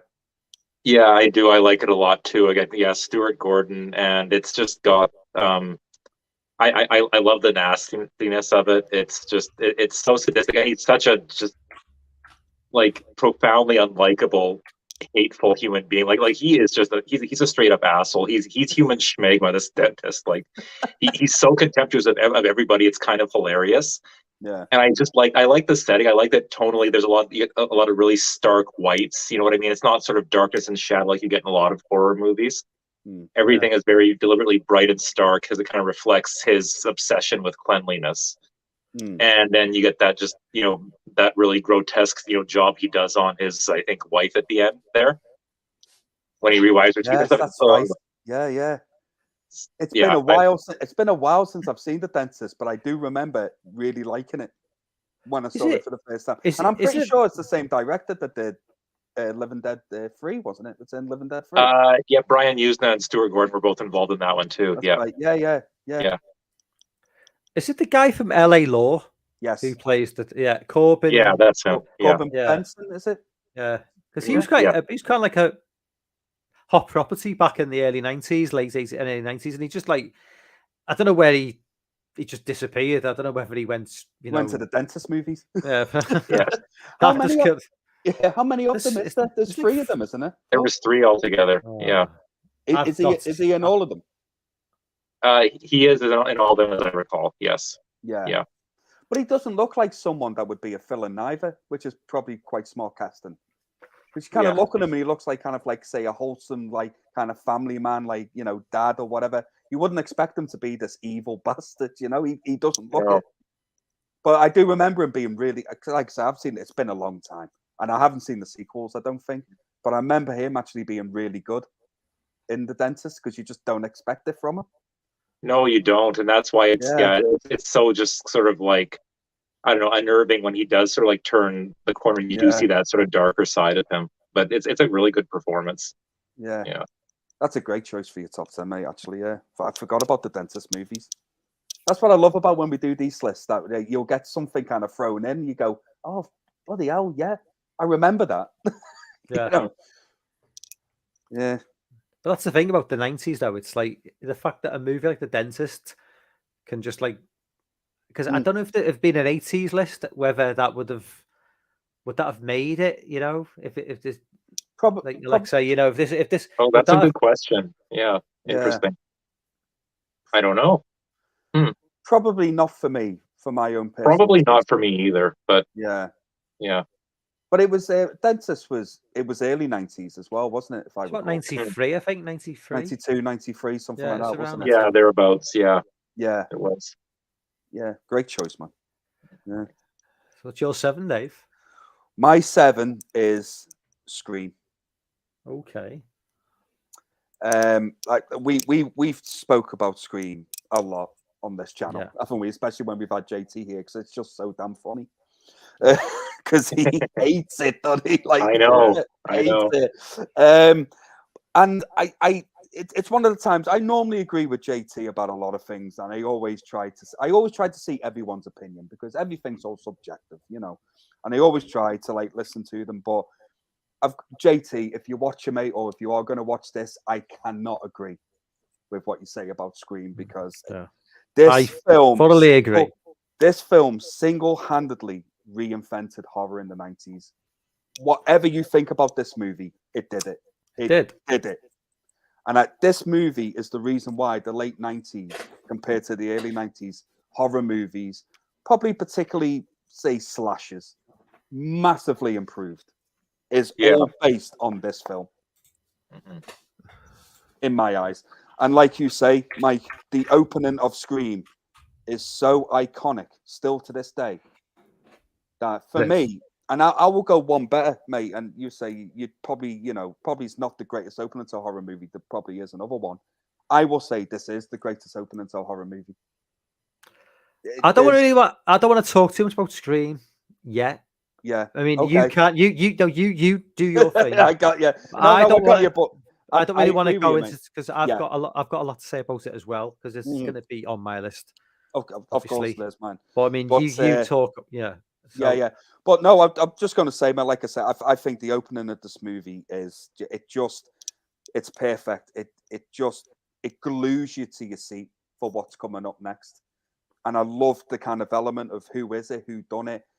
When I first watched it, I just thought it was one person. It didn't conceive in my mind that it could potentially be two people.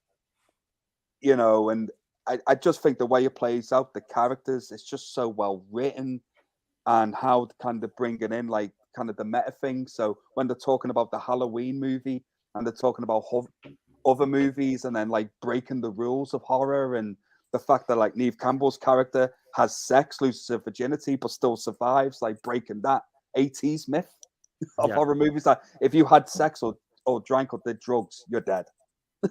Yeah. It broke that myth. And I think Scream there's a lot of horror movies that need to like thank Scream for what Scream did for horror. And I think still to this day, it's still, Scream is probably one of the best horror movies ever made, in my opinion. I totally agree. Mhm. I'd agree. Yeah. So number 6, is it? Hang on, Yeah. mate. Before we get cracking on, mate, can I just have a quick bathroom break? I will literally sure, be man. 10 seconds, mate. I'm sorry, guys. Yeah. I've drank No, too so much wine. I'll jump in the chat. I'll be quick. We've got Chris in the chat. Chris, we're just up to number 6. Chris, if you want to like drop in your 10, well, just drop in anything you want in terms of like your favorite 90s horror movies. We're kind of just asking as we go along. So Sean mentions number 7. His number 7 is Clive Barker's Lord of Illusions, which I don't think I've ever seen that film. I think I feel like I watched that sort of or part of it once on late night cable or something once back in the day, but I don't think I ever finished it. Yeah. We've got Anthony in the chat. What's up, Anthony? Anthony says, "Oh, Urban Legend was filmed at the University of Toronto." So, yeah, I don't know if that makes it a Canadian movie, but it was filmed in Canada, if that makes sense. Yeah, exactly. You'd be surprised. I mean, I can't like name them all right off the top of my head, but you'd be surprised how many low budget slashers were shot in Canada back in the day. Yeah. Oh, Yeah. I mean, I've seen a fair. I mean, Black Christmas is one of the obvious ones. My Bloody Valentine as well. My Bloody Valentine. Yeah. People comment about, is My Bloody Valentine meant to be set in America, but is filmed in Canada? Yeah, I did. That one's not set in Canada, as I remember. Yeah, it's America, I believe, isn't it? It's supposed to be set. Yeah. No, but I thought people always made the comments about how Canadian the accents were. They're probably trying to do an American accent. Yeah. It's like when British actors in the 80s in horror movies are trying to do American accents. Yeah. Like if you're a British person, you just pick up on it straight away. Like case in point, Slaughter High. Have you ever seen Slaughter High, Mike? Slaughter High. I don't know that I have. It's not the one with the it came out in '86. The geeky kid he gets thrown in the toilet at the beginning. Yes, that's it. Oh yeah, right. And it's like that whole movie was filmed in England, and all the actors are English. I had no idea. They're trying to play Americans. I knew the hot woman in it was English. Yeah. She was like in her mid-30s playing a 16-year-old. Yeah, she was gorgeous as well. Yeah, she was. Yeah, but that's literally all English actors, because 2 of the actors, I think, or maybe 1, were in. You won't know about this, mate, but in Emmerdale over here, in one of the soaps for years, he was in Slaughter High. I had no idea. Yeah. I thought it was filmed in America.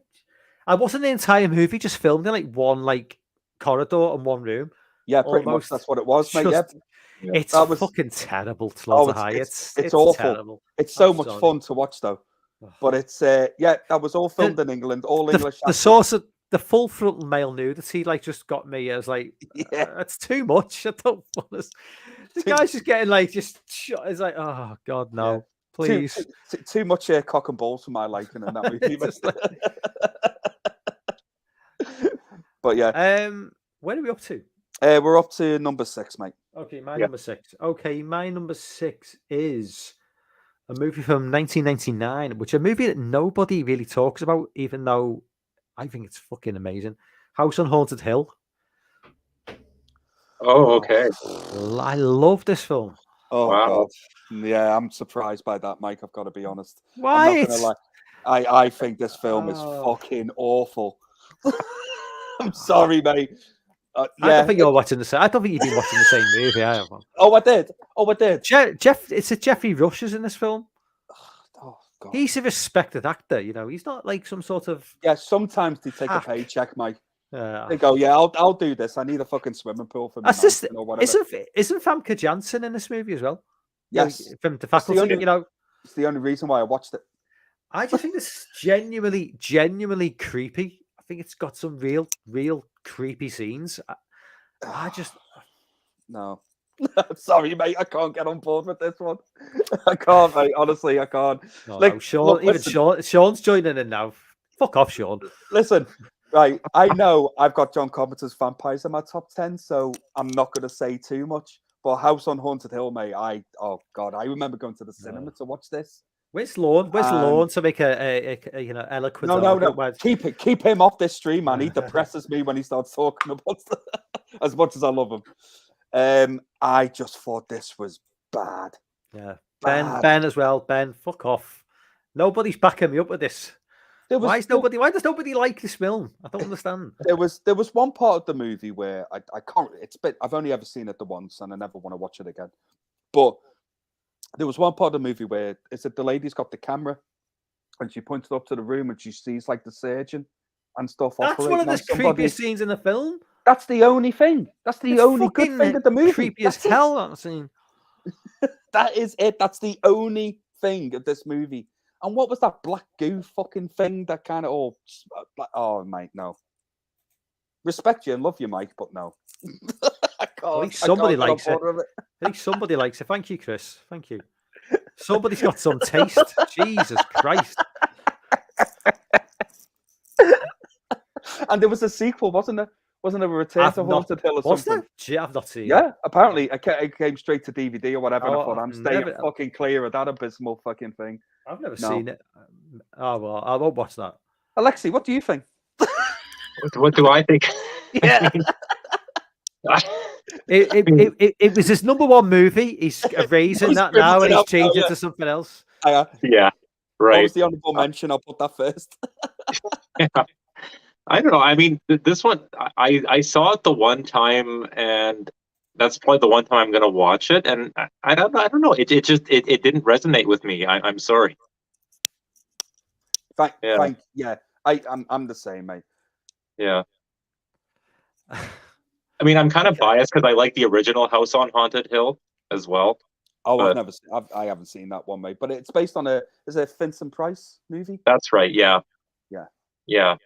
And I love Vincent Price, so you're working with a bias there. It's no one's fault. Yeah. Okay, so moving swiftly on because nobody wants to talk about that film any longer. So, Alexei, what's your number 6 then? My number 6 is House From on Dusk Haunted Till Hill. Dawn. Oh, From Dusk Till Dawn. From Dusk Till Dawn. Yeah. I I was, love- yeah. I was tempted to put this on the list, but I didn't know too. whether this would be. I wasn't sure if to class it as a horror movie or not. I wasn't yeah. sure whether.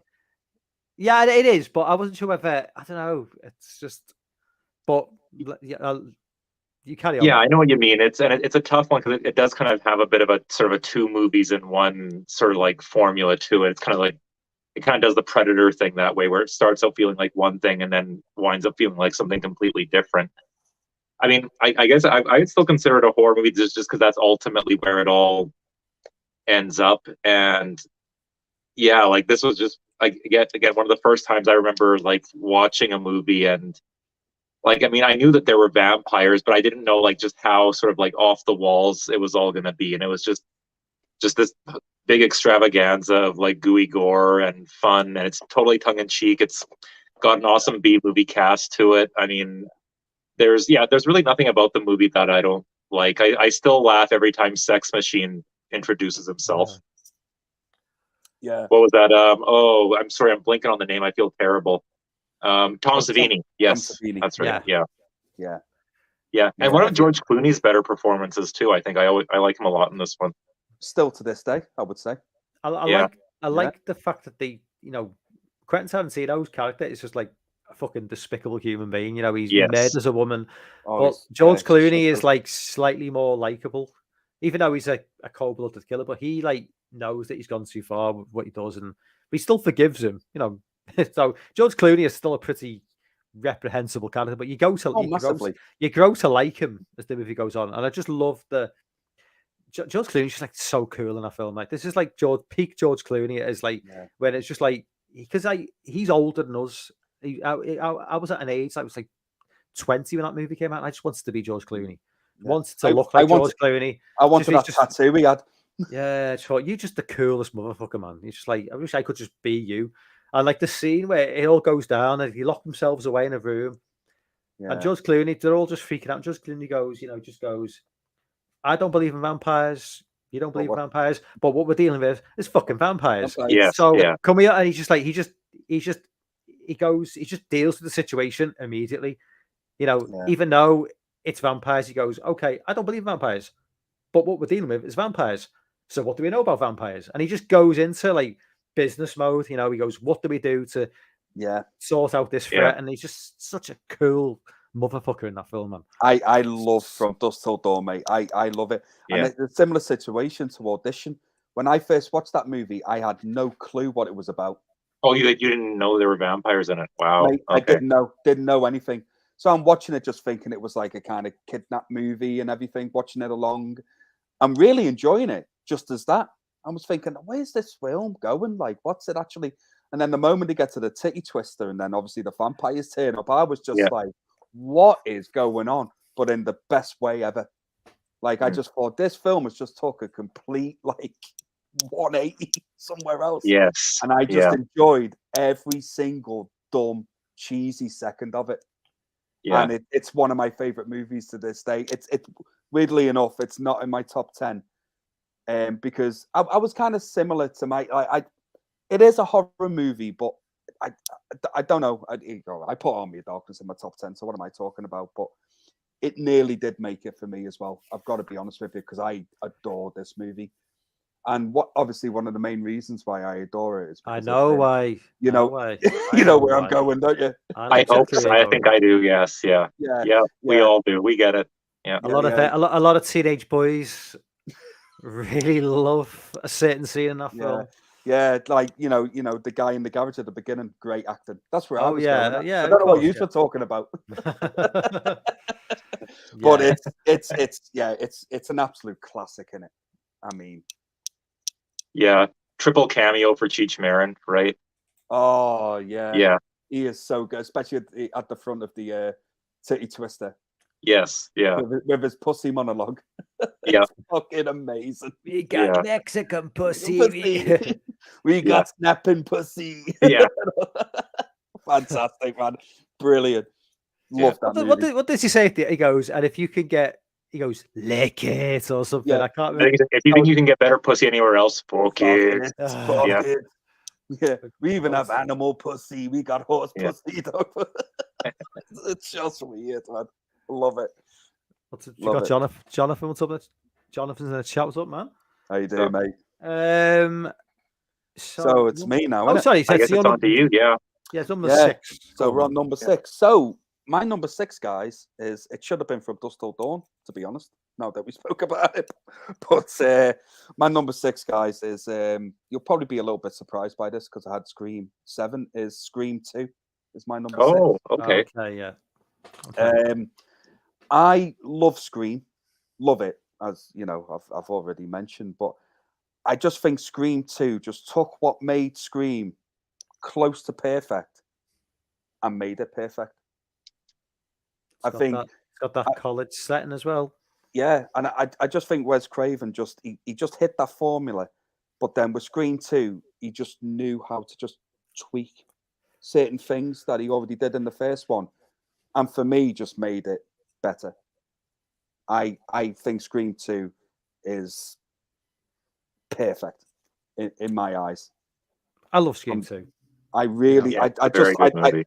Yeah. I just like what he did. It so easily could have been terrible, like very easily could have been terrible, but he just took what worked with the original and just, yeah, I adore Scream 2, and it I don't came know- out pretty quick after the first one. 12, as well, if I remember. within the 12 months, yeah. Yeah, I don't know if yeah. that's I don't know if that's it, like what one of the benefits of the movie being as good as it is with it. Mm. The short turnaround time from 1 to Sometimes 2. not, because it gets You know, rushed, it, doesn't it? yeah, but it's maybe that was a benefit.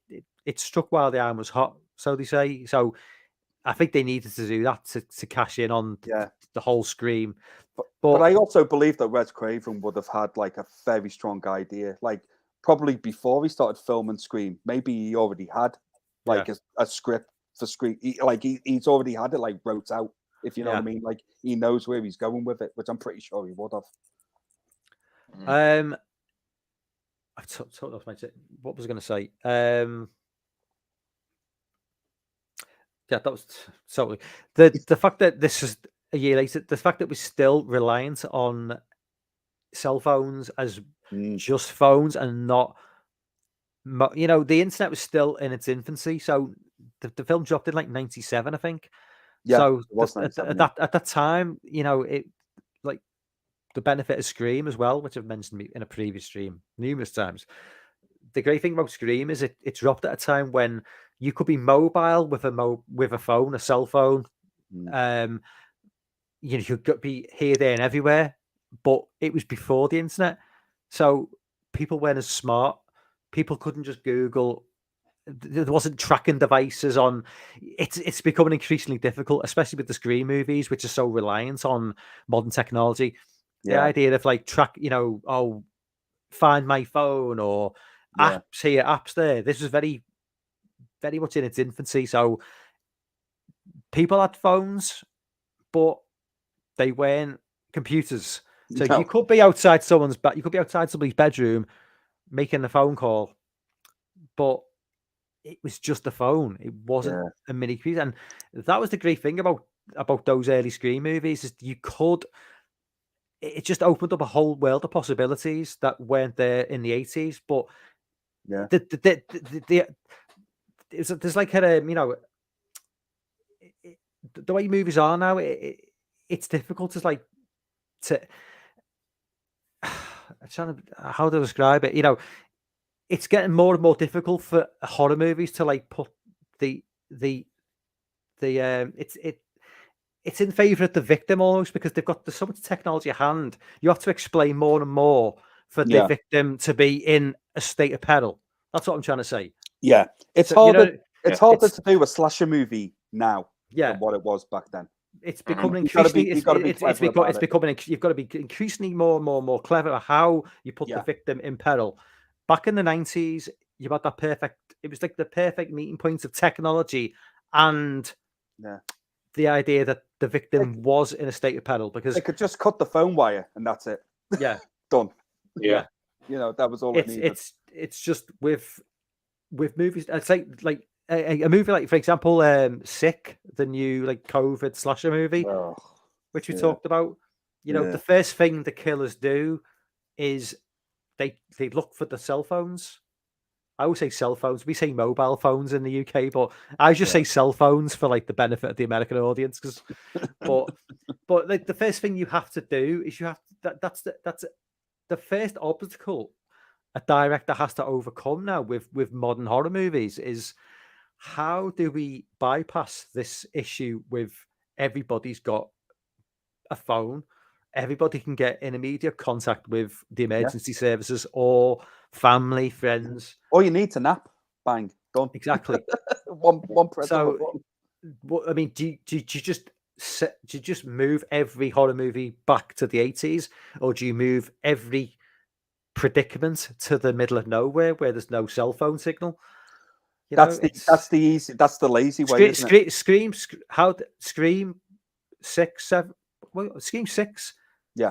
You can't use the no cell phone signal in Manhattan. Oh, 6, yeah. Yeah, I've lost count. How are you gonna? You can't use Scream 6. Can't be going. Oh, we can't get a signal. You're in New York. Of course you can get a signal. I'll guarantee you, when they're underground getting the train, they'll use that.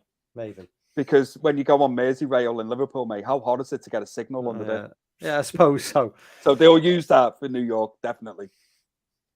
But just Scream. I just think it upped the ante a little bit as well. I think the depths were, I wouldn't say better, but more creative. Yeah, it was a little more brutal in the first. It was more brutal. Yeah, definitely. Yeah. And I just thought for a sequel, I just thought they absolutely nailed it. I really did. So yeah, that's why Scream 2's ahead of Scream for me in my top 10. Is it 2 where Dewey's getting like knifed and he's behind the glass screen and that's the one? Yeah. And so I'm like, how did he survive that? And then, we shouldn't have. Well, how did he survive? Like, I'm sure he gets stabbed in Scream 3 and Scream 4. He's been stabbed multiple times. Yeah, that guy's like a human pincushion at this point. Yeah. But spoiler alert, Scream 5, he stayed down, which I was gutted with, to be honest. I wanted him to survive it, but in the back of my mind, I always thought, they're going to kill him off in this one. Yeah. But and also in Scream 2 as well, I had some surprising deaths. Like I never expected. What was his name? Was it Randy? I never ever expected him to be pulled into the back of the TV fan. Yeah, no. Murdered. Like I just did not expect that. Came out of nowhere for me. It did because right, okay, broad daylight. Yeah, and then your kids walking around everywhere as well. Well, you know where they ripped that kill off from? Slumber Party Massacre. The first one. Yeah. It's a carbon copy of that kill. Well, it's cool too because like they set him up until then, like he's going to be sort of like the de facto sort of like narrator or host for all these movies, right? That's what I thought. Forward. And then just out of nowhere, just no, you're gone. See, yeah. So it's very effective. Yeah. The scene towards the beginning of the movie where they're in the class and they talk about how sequels are inferior in every way. Yes. It's just it's just that meta aspect where they're just poking fun at the idea. It's almost like poking fun at the audience. Like, why are you sat here watching a sequel when sequels are inferior movies? And then obviously, Whereas when you really think about it, Scream didn't really need a sequel. If you watch the original, it didn't. It's fine the way it is. And I like the way, like you say, Mike, that they do poke fun at the whole, well, what sequel's better than the original? And I only think they all agreed on The Godfather, wasn't it? That was the one thing they all agreed on in the film class, Yeah. I mean, you have arguments for like, and I'm sorry, Lorne, Aliens being better than Aliens 1, which I think most of the class agreed with, if I remember right in the movie. Mm-hmm. Yeah. And then there was the back and forth about Terminator versus Terminator 2. Yeah. Which I must admit, just in that one, going a little bit off script here. I'm more of a Terminator 1 fan than the second one, even though I love them both. I'm always like Terminator's my favorite. The first one's my favorite. Yeah. Do you think that? Do you not think though with the Scream movies though? That, well, not just the Scream movie. I think a lot of like franchises try to become very meta after the Scream movies, especially in like the last 10 years. Well, it's almost like they become too like the whole Scream 4, the opening scene was like too meta. That multiple people. I liked it though.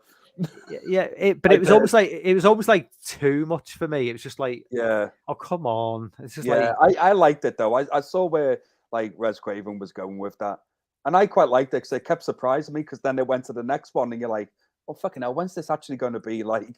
Not the movie that you're watching, But I enjoyed it for what it was, I did actually. Scream 4 is one of my favorite ones. Past the it's the bloodiest. It's way the bloodiest. God, way bloodier than 5 and the first 3. It's It's pretty full on. Yeah. Are you starting to look forward to the 6th one yet? It's only a month away. I'll be going to cinema to see it. Definitely. Yeah, I will as well. Yeah, I'll check it out. So we on to number 5 then? We are. Yep. Okay, so my number 5 is Scream 2. So, Which we've so- already spoke about. tell you what, so we'll move on to Alexei because like we're not going to talk about Scream 2 again. I'm glad that. Oh no, you haven't said Scream yet, have you? You said No. Scream 2. Okay. Okay. So Alexei, we'll move on to your number 5 then. Alrighty. So number 5 for me is gonna be Exorcist 3. Oh, good choice. Yeah. Yes. Big yes, mate. Yeah. Yeah, one of Brad Dourif's best performances still to this day. Outstanding. Yes. Yeah. And I mean, that scene, I could talk about the whole movie, but that scene, I always admire it because it's a pretty bold move whenever you're breaking the fourth wall like that. You better make sure you got something pretty special up your sleeve if you're going to do that. And he delivers. Oh, yeah. It's such a chilling scene. And I even like that, like, they bring back, the guy from the first movie, but I like that, they only wrote him in as much as it made sense to for the story that they were telling. Like they didn't try to shoehorn in a bigger role for him just because he was the star in the original movie. Yeah, it just stays within what needs to be done to serve the story, and I like that too. Yeah, absolutely. I'm such a huge fan. I've mentioned this on the live streams before. I'm such a huge fan of The Exorcist 3. Huge. I mean, I love the original one's a classic. I adore that movie. The second one, not so much. That could be a whole discussion on its own. I think the second movie, but I've said this before. Exorcist 3 is my favorite Exorcist movie, and I do like the first one as well. But the third one for me, I just, like I say, I just think it's near perfect. And I also think with Exorcist 3, still to this day, has one of the greatest jump scenes in horror movies ever. I'd say it's the greatest jump scare in history. I would not argue that, mate. And that camera, if you notice, for a good put, does not move. No. Once. It's just a woman opening, locking doors. Perfect. And that's it. And you're just watching that going like, and something's coming. Something's coming. Yeah. The great thing, it goes a bit longer. Yeah. And then you think, well, nothing's happening here. And then all of a sudden, oh my God, I remember the first time seeing that, I proper shit myself when that happened. Yeah. Yeah. You can never quite remember. The best thing about that jump scare, about that scene, is you can watch it multiple times. You can never quite remember at what point does he come out from that door. It's like, I always forget, is it that door? Or is it that door? Yeah, it's still tense every time. Yeah. She's coming towards the screen, like coming down. Yeah. And there's like 1 room, 2 room, 3. It's like that. Coming down. And it's like, is it like the third one? Is it the fourth one? I always forget which one it is. And that's like and that's another thing with Exorcist 3 as well, mate. It's not graphic, or it doesn't really show you anything. It all leaves it up here for you, in your own mind. Which makes it worse. Your own mind is worse than what any movie is ever going to show you on screen. And also with Exorcist 3 as well, I think George C. Scott is so good in that movie. He is. He's excellent. Yeah, he is fantastic, and like you follow him, and like you are his character in this movie when you're watching it. And I can't praise Exorcist 3 enough. It's a fantastic choice, mate. But that is also on my list, but it's a little bit higher up. Okay, cool. Yeah. Nice. Big Crack, what's up, man? Says Blum is going to blow it out of the water. Does he mean that in a good way or a bad way? I think does that mean does blow it out of the water? Is that like bad or good? That's bad, right? That's bad. I think knock it out the park is good. Good. I don't know whether blow it out the water is good. I don't know. I'm not too sure. I think he's saying he's going to be bad because obviously his Exorcist is getting this sequel to the original movie. Yeah. With no, that's only going to end up bad, surely. Yeah.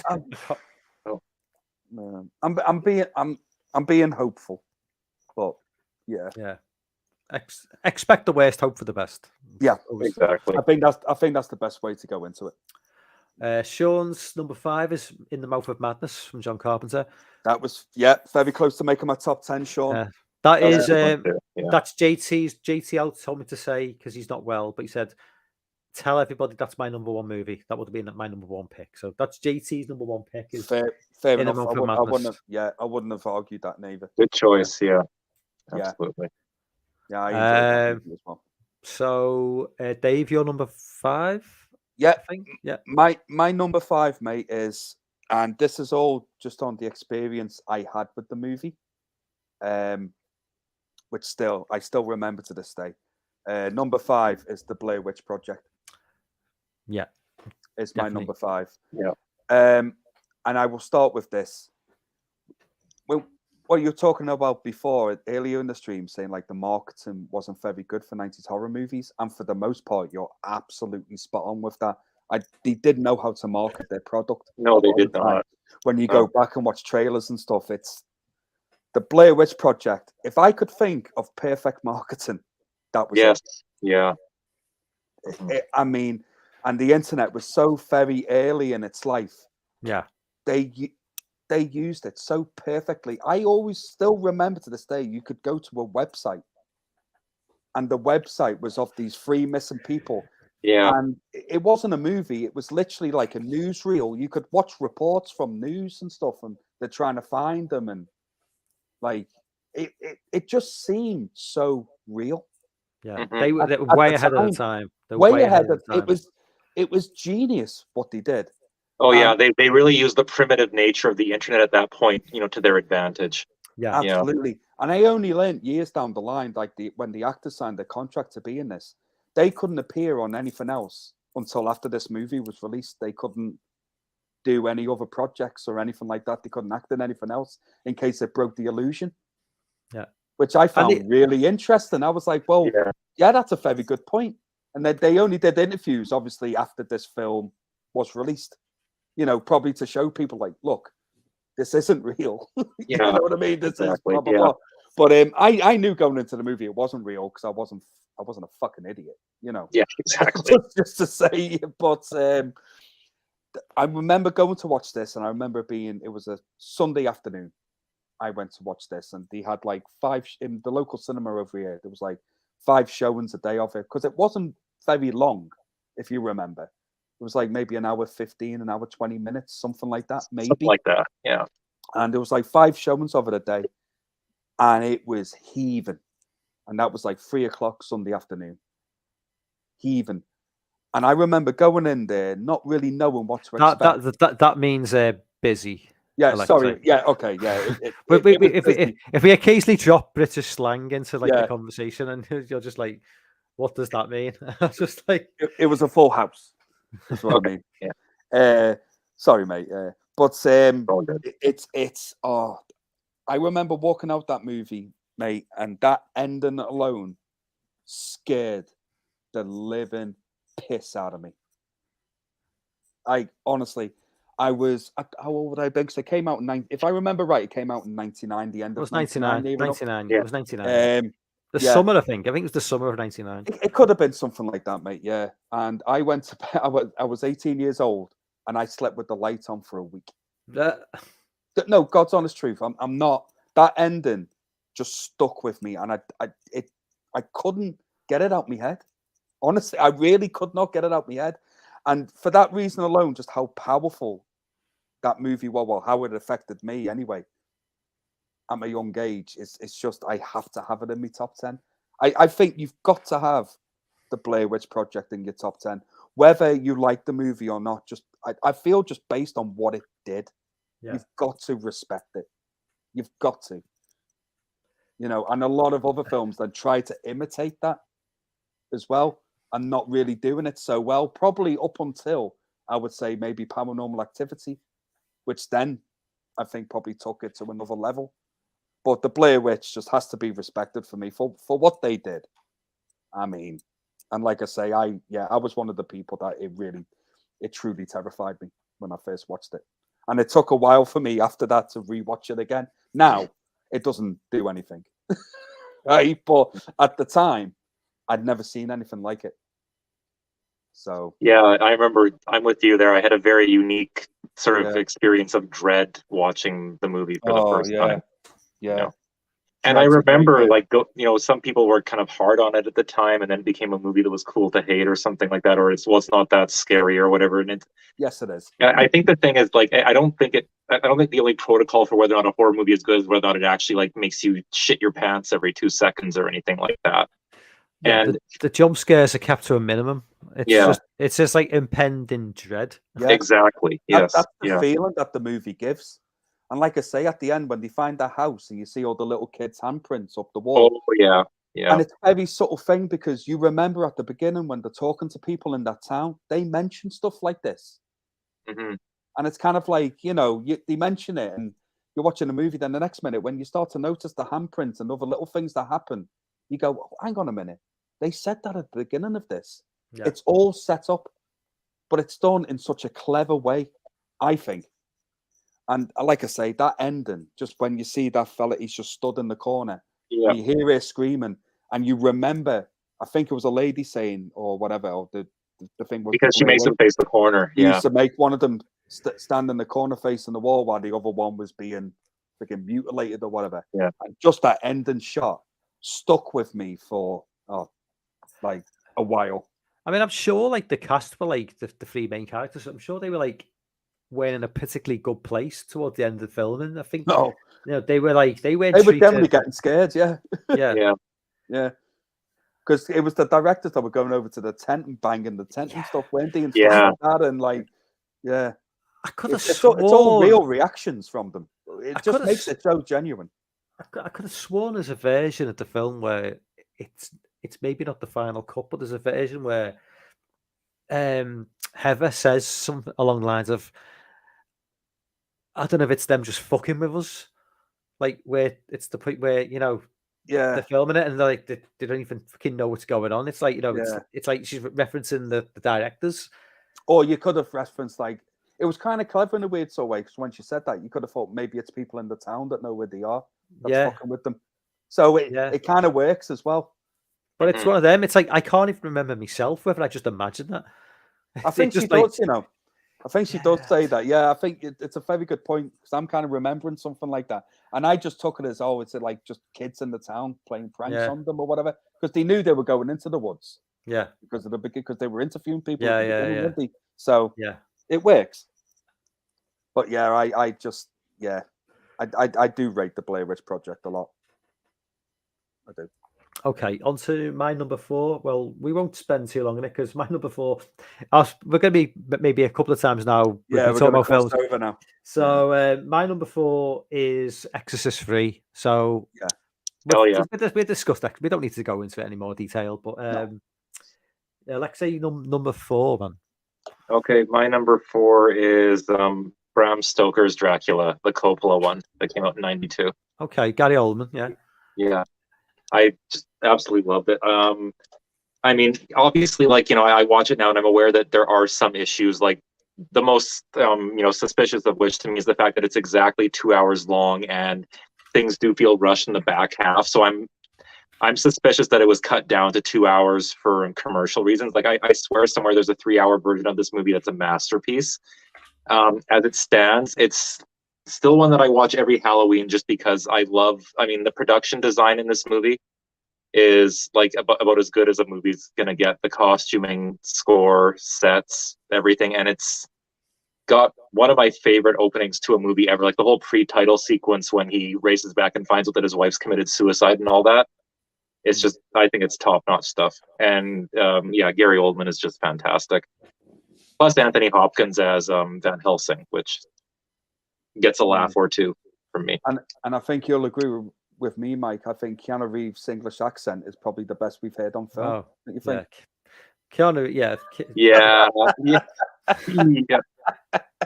But It's almost the as good only- as Dick Van Dyke's in Mary Van Poppins. Dyke, yeah. The only thing I know about that because I've seen it on YouTube and I've seen it being mocked. I do have a confession to make. I have never seen Bram Stoker's Dracula. So okay. I've never watched it, so I can't comment on it. It's been a long time. Yeah, it's been a long time since I've seen that film. It's just never been a movie that's appealed to me, and I don't know why. I'm not a Dracula guy, to be fair. I'm just that old school, like Frankenstein, Dracula, Universal horror movie. It's never really been my thing. So especially when they've like updated it, like the Tom Cruise movie, The Mummy. Isn't that connected? Is that in the same universe as Dracula? And it was supposed to be. It was supposed to be. Yeah, they were setting up their own monster verse at the time, but it tanked. Because he had Dracula Untold, didn't he? And then they tried to expand from that one. Yeah. The Luke Evans one, I think. Mhm. And it just massively fell apart, didn't it? And I still haven't seen that Tom Cruise Mummy movie yet. But I've been I told don't not think, to bother. yeah, I don't think I don't think anybody's seen it. I think that's why they never got round to Yeah, I haven't met a single person who's watched that movie. Yeah, no. The people that have watched it have said to me, "Don't bother." But it's been on Netflix for like ages, and I've always got it up and been like, "Do I just start it now?" Because Sod's Law will be one of them films I'll start playing and actually go, "Do you know what? It's not that bad. I don't know what people are going on about." So that's why I've kind of stayed away from that one. But yeah, I need to check out Dracula because I've just never seen it. So it's one I need to check out at some point. Yeah, I'd say Gary Oldman's performance merits checking it out. I would say, if nothing else, Yeah. he's fantastic. Yeah, He's great. He's great in anything he does, Gary Oldman. Dave, you're So number 4. where we are, number 4. Yeah, well, we've already spoke about it, mate. So we could easily just go on to our third. But my number 4 is Urban Legend. Okay. Yeah. So it was high up my list. That's why I was agreeing with everything you were saying, Mike. I was like, yep, got it. Okay, agreed. so my number 3 is the Blair Witch Project. Okay. So okay. This is just now. I repeat now. It's we've pretty much discussed everything needs to be said about Blair Witch Project. Yeah. So Alexa, you're number 3. We're going to be whizzing through this now. Yeah, we'll be flying through now, I reckon. Yeah, my number 3 is Dead Alive, Peter Jackson. Okay, definitely stepping now. That was this is Brain Dead for us, wasn't it? Yeah, so this film in the UK is called Brain Dead. So I yes, it is. That's right. Yeah. Great movie. Yeah, great. All the gravy, all the splatter. Yeah, I love it. Yeah. This film, I watched it. I think I was 16 when I first watched this. It made me physically sick. Yeah, I could see it. I'm not gonna lie. I was like, "My God, what am I?" I was literally sick at one point. I love the movie though, love it. But yeah, it was a bit much for me at the time. I'm not gonna lie. It's kind of like, when you look at where Peter Jackson ended up, and you look back to because I watched Bad Taste first, which is from like 88, I think, or 89. I've never seen that one. Yeah, is that with the aliens or something? Yeah, it's weird.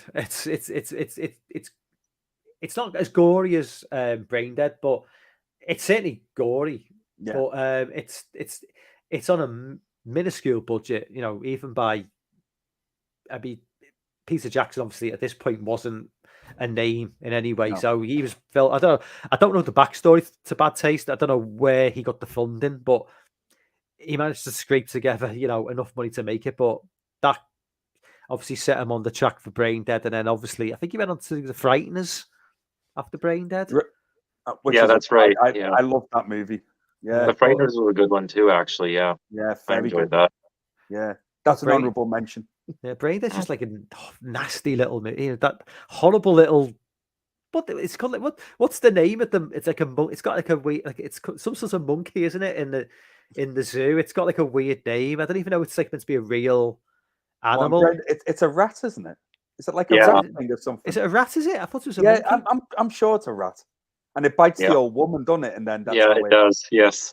Yeah, and it's mate, I just I think I have got PTSD when I first watched Brain Dead. It's just like honestly, I was just thinking this is disgusting. But I always remember the priest in it made me laugh so much. Yeah, when he kicks ass for the Lord or something, he's just fly kicking them all in the graveyard. I'm like, this is hilarious. Yeah. Oh God. Yeah, but it's a good it's a classic. I think it's hailed as a classic now, isn't it? So we're both right. It's a Sumatran rat monkey. There you are, yeah. Rat monkey. So, there you go. So we're both right. Yeah. So it's a rat monkey, which bites him. Hence, but yeah, I mean, it's kind of like the same thing as From Dusk Till Dawn. I just love the sheer excess of it. Yeah. I get that. It's not one of them like I actively rewatch. I think I've only ever seen it maybe 2 or 3 times in my life. And then the other times after I watched it the first time was always just to show someone else to be like, how much can they handle of this? Basically, it's just like stick it on. Yeah. Never got to the end of it. But yeah, no, I enjoyed that movie personally, but it's definitely not one I would just like stick on for enjoyment. It would have to be, have you ever seen Braid-Dead? And they go, no. I go, here you go. Yeah, exactly. You know, it's one of them, right? Let's see how you handle this. Yeah. Yeah. You just sit over there watching their reactions while they watch the movie. That's literally all I'm doing, yeah. Yeah. I can't even look at the screen again in case I throw up.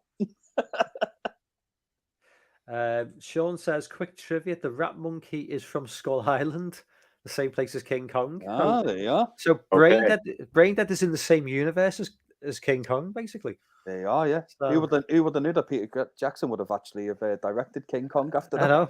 Yeah, no doubt. Yeah. That's awesome. So, David, you're number 3 then? Number 3. Yeah, so my number 3 is Child's Play 2. Oh, good choice. It's my number 3. I love the first Child's Play, but unfortunately, I couldn't get that onto my top 10 80s because I just had ones that I just obviously preferred better. But when it comes to the 90s, and I think it came out in 1990, so it was very early on. Was 90, yeah. Yeah. Child's Play 2 for me, I thought, again, with what Scream did, it took what made Child's Play work and then upped the ante for me. You got a lot more Chucky, which is what Child's Play 2 needed. Yeah. You needed to see more of a Chucky. There was a lot more dark humor in the second one that just really works. Yeah. Really works. And I just loved the second one. I just, some of the jokes in there, like, they're so dark that they just make me laugh. And it's a very subtle moment in the movie, but I think it's such a great part in the movie because there's another doll called Tommy, I think, and Chucky smacks it and buries it in the garden or whatever. And then when they press the button, he goes, "Hi, and he takes a second because he's going to say Chucky. And you see his eye just move to one side to try and remember the name, and he goes, "Tommy," like that. And I just think it's such a nice, subtle moment. I think Child's Play 2, it does not get the love it deserves for me. It's also got Jenny Agutter in as well, which is always a plus, you know. That's right, yeah, and the ending of it when they're in the good guys factory. Yeah, that Clowns the Factory is awesome. Yeah, it's just such a great scene. And then he obviously misses the moment where he can possess the young kid, and he just starts going ape shit. And I'm like, this is amazing. Child's Play 2 did it right. It showed more Chucky, and that's exactly what the series needed. And it works for it massively. I just like the early Child's Play. That's why the issue I've got with the Chucky TV show is they're just leaning now too much into the later movies with the whole. Is it what's Glenda and the sea, the Chucky and everything? And I'm like, I checked out after Bride of Chucky. So some of the stuff they're throwing into the TV show, I'm completely oblivious, and it's not entertaining to me. And Chucky season 2 is just, for me, it's just pretty bad. Season 1 was great. I really like season 1. I haven't checked season 2 out yet. Season 2 is not good. Not from. I'm 5 episodes in, and I've just I've given up. There's an entire episode which was just full on meta, where it's just Jennifer Tilly in just having a dinner party with and it's just Chucky's basically presenting it as an episode of it's just goes real meta, right? You know, it's just there's a WWE female wrestler in it, playing herself, sat alongside Chucky as he introduces the episode. It's just weird. What's this? What's this about? It felt like just trying to. It's just felt like filler. Yeah. To just as an extra episode to, just to make it an 8-episode season rather than making it. I'm kind of giving up on the TV show now, and they'll more than likely make a season 3. And more than likely, yeah, because there's a lot of people that are really enjoying the second season. I'm seeing as well, but I haven't checked. I checked the first season out, and I did enjoy it, but I haven't checked out the second season yet. But also to say with the Child's Play movies, especially earlier on. Also, to just highlight just how good Brad Dourif voicing Chucky actually, you can't imagine that's probably one of the reasons, and maybe wrongly so. Mark I Hamill can't match up to. You've literally took the words out of my mouth, mate. Yeah. I was literally going to say, like, I didn't enjoy the remake that much. It was okay, but you can't. Brad Dourif, he is Chucky. It's as simple as that. Oh, absolutely. And yeah. the way, and as great as Mark Hamill is, and he's a good voice actor, Mark Hamill, but and and he did not do a bad job at all. But I think the remake made the mistake of having Chucky as like a little android. Yeah, it's a toy. It's a doll. Yeah. Making him sort of like a naive, sort of like, goody was, I think, the wrong approach to take. Like, it's a lot more fun when he's the guy who's in on the joke more than anyone else. Massively wrong choice. And they should have kept the whole serial killer possesses the doll thing. Like, they should have kept that and went with it, Yeah. A rogue AI robot isn't as terrifying as like a serial killer. No. It's just not. It doesn't work the same way. No, it didn't make any sense to me. But yeah, Brad Dourif he is Chucky, and he's so highly entertaining when he voices that character, especially in Child's Play 2. I just think he knocks it out the park in that second one. He's so good, especially when he punishes the teacher with the large ruler when he comes up with the cupboard, just smacking his hand with it like, you've been naughty or whatever. That's yeah. He just goes to town on it, like brilliant. I love Child's Play 2. Love it. That's why it's high up my list. Okay, my number 2 now. Are we up to? I think we are, mate. Yeah.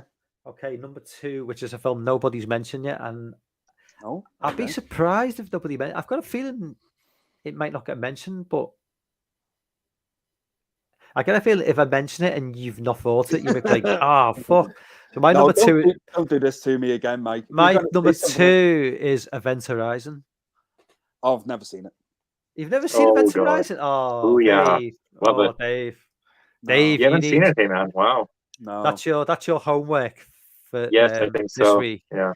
Right, so because you gave me the Burning for my 80s one, so this one's my next one. Yeah.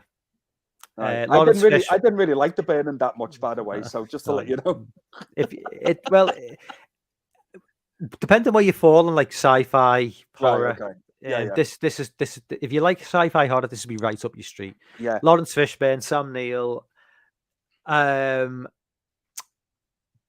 Spaceship goes to the outer edges of the solar system, disappears, comes back.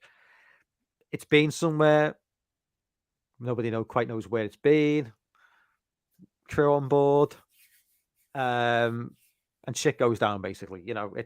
It's very much psychological. There's a lot of slasher elements to it, but it's not a slasher movie, if that makes sense. There's scenes in it where you kind of get it a lot of like visual imagery, which is real full on gore, right? But a lot of it is taking place in people's minds.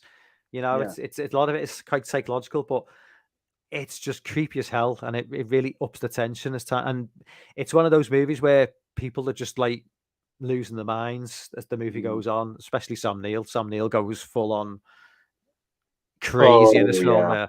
Sam Neill just goes full on fucking crazy in this film. But he does. Yeah, it's just and it looks amazing as well. It looks like, I don't know what the budget was for the film, but it looks small. It looks so good for a movie that size. Another 97, man. 97 gave us some damn good films. Mm-hmm. I just remember I've heard a lot about Event Horizon. It's honestly, it's just literally been one of them that I've never gotten around to. But I've never heard anyone say a bad word about it. Nobody. Okay, there's a scene with Jason Isaacs, fellow Scouser. Yeah. With Lawrence with Lawrence Fishburne, where he talks about the origins of the ship and where it's been. And I'll send you the YouTube clip of it. It's only like a 2-minute clip, but if that doesn't get you intrigued and wanting to watch the film, then I don't know what will, because this is a great scene. Right. Okay. I think, Alexa, you know where I'm talking with. Yes, I know what you mean. Yeah, I love this movie too. Yeah, it's a fantastic scene. And I'll DM you the do it, mate. link to that. Yeah, it's so good, man. But, the best way I can sorry, man. The best way I can describe this movie, like if I was going to give it like a capsule summary for someone, it's is Hellraiser in space, and I say that as a compliment. Like it's got there's a lot of elements of Hellraiser and Clive Barker, just like sort of hints of cosmic horror in there too. Yeah, I was going to say we did have Hellraiser in space, and it didn't go so well. Yeah, I know, right? Exactly. Yeah, that's true. Yeah. But no, I'm definitely going to check out Event Horizon. Absolutely. Yeah, if you guys recommend it, I'll definitely check it out. Absolutely. I think that at one point they were discussing, I remember how there was kind of like a lost cut because Paul Thomas Anderson initially had a cut of it that was a little longer and more explicit. Yeah. But it really, really got chopped down because they thought it was too extreme for mainstream audiences to have any kind of a palate for it. Right. Okay. But I mean, I don't know if there's ever going to be like any sort of like director's cut that's going to emerge. I don't see how you would have to almost go back and reshoot it if you wanted to do that at this point, which is unfortunate. But the movie is still awesome. Yeah. Yeah. Anyway. Okay. Yeah, I'll definitely get that checked out. I'll give it a watch. Oh, definitely. Alexa, your number 2 then. Okay. My number 2 is Ravenous. Oh, that's an interesting one. Mm-hmm. Oh, is that the one with Robert Carlyle in? Yeah. Yeah. Oh yeah. God, that's a left curve ball you threw in there, mate. I know. Yeah. I know. It's probably, I would say, I think that Robert Carlyle's performance in this one, it's easily, the best cannibal villain besides Hannibal Lecter. Okay. Like, yeah. I love the way that he chooses the scenery in this one. I love the quirkiness, the score too. Like it's got one of the most unique instrumental scores I've ever heard for any movie. With all sorts of weird like folk chants and woodwind instruments and like weird percussive choices. Just a really weird atmosphere and one of the more sort of, I guess, unique takes that I've seen on a cannibal movie. Yeah, because Tommy Lee Miller's in that as well, isn't he? Yes, yeah. Isn't Guy Pearce in this film as well? Yep. I think this is the film that got Guy Pearce on his road to like being a A-list star. Because I think he did Memento a few years after this, the Nolan film, and then I think after Memento, that's where he kind of became a bit of a big deal. You think he got LA Confidential? Oh no, sorry. Oh no, did he do LA Confidential before this? I think that was before Ravenous, actually. Yeah. I think LA Confidential was 97, and I think Ravenous, if I remember right, 99. That's right. Yeah, I've seen it the once. I really enjoyed it, but it's been a long time since I've seen it. That's definitely a movie I have to revisit. I feel Ravenous, because I did like it at the time. It was definitely different to what you were used to back then as well. Yeah, definitely different. Yeah. Really good cast too across the board. The cast is fantastic. You can never go wrong with Robert Carlyle and anything. No, I don't think. Sean mentions Sean's number 2 would be Guillermo del Toro's Cronos, and his number 1 was Event Horizon. All right, fair play. Yeah, I know. I have to check Event Horizon out. I know. Yeah. Ben's number 2 is Scream, and his number 1 is Candyman. Nobody's mentioned Candyman tonight. Give it time. Okay. Dave's poker face is terrible. He's just basically shite, I wonder what Dave's number 1 could possibly be. So Dave, you're number 2 now, Dave, is it? Yeah, mate, it's my number 2. So we've already spoke about it, mate. My number 2 is Exorcist 3. Oh God, Exorcist 3 is probably going to end up coming out number 1. If you took all our movies, that probably end up, as the, because it was my number 4, I think. Yeah. Your number 2, Dave. Alexa, it was your number. It was 5 for me. Yeah, so it's been top 5 for all 3. It was probably the only movie that. It's my number 2, but it really has flipped up. My top 2 have flipped around so much today, mate. Yeah, like properly. I could have. I could have easily have kept it the same way I did earlier today, but I just, as we were getting closer to, as we were getting close to the stream, I just thought, no, I had to settle on it. So Exorcist 3 is my number 2, but very easily could have been number 1 for me on my list. Very easily. Okay, so we get round to the number one. I think we already know Dave's number one.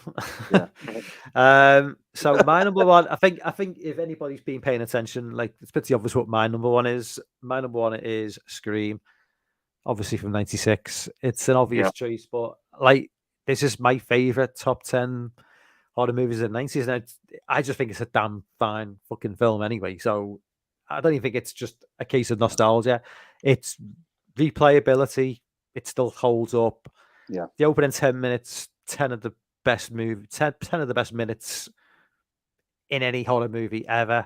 Yeah. Agreed. The influence this movie had on other horror movies, Massive. Just enormous. Yeah.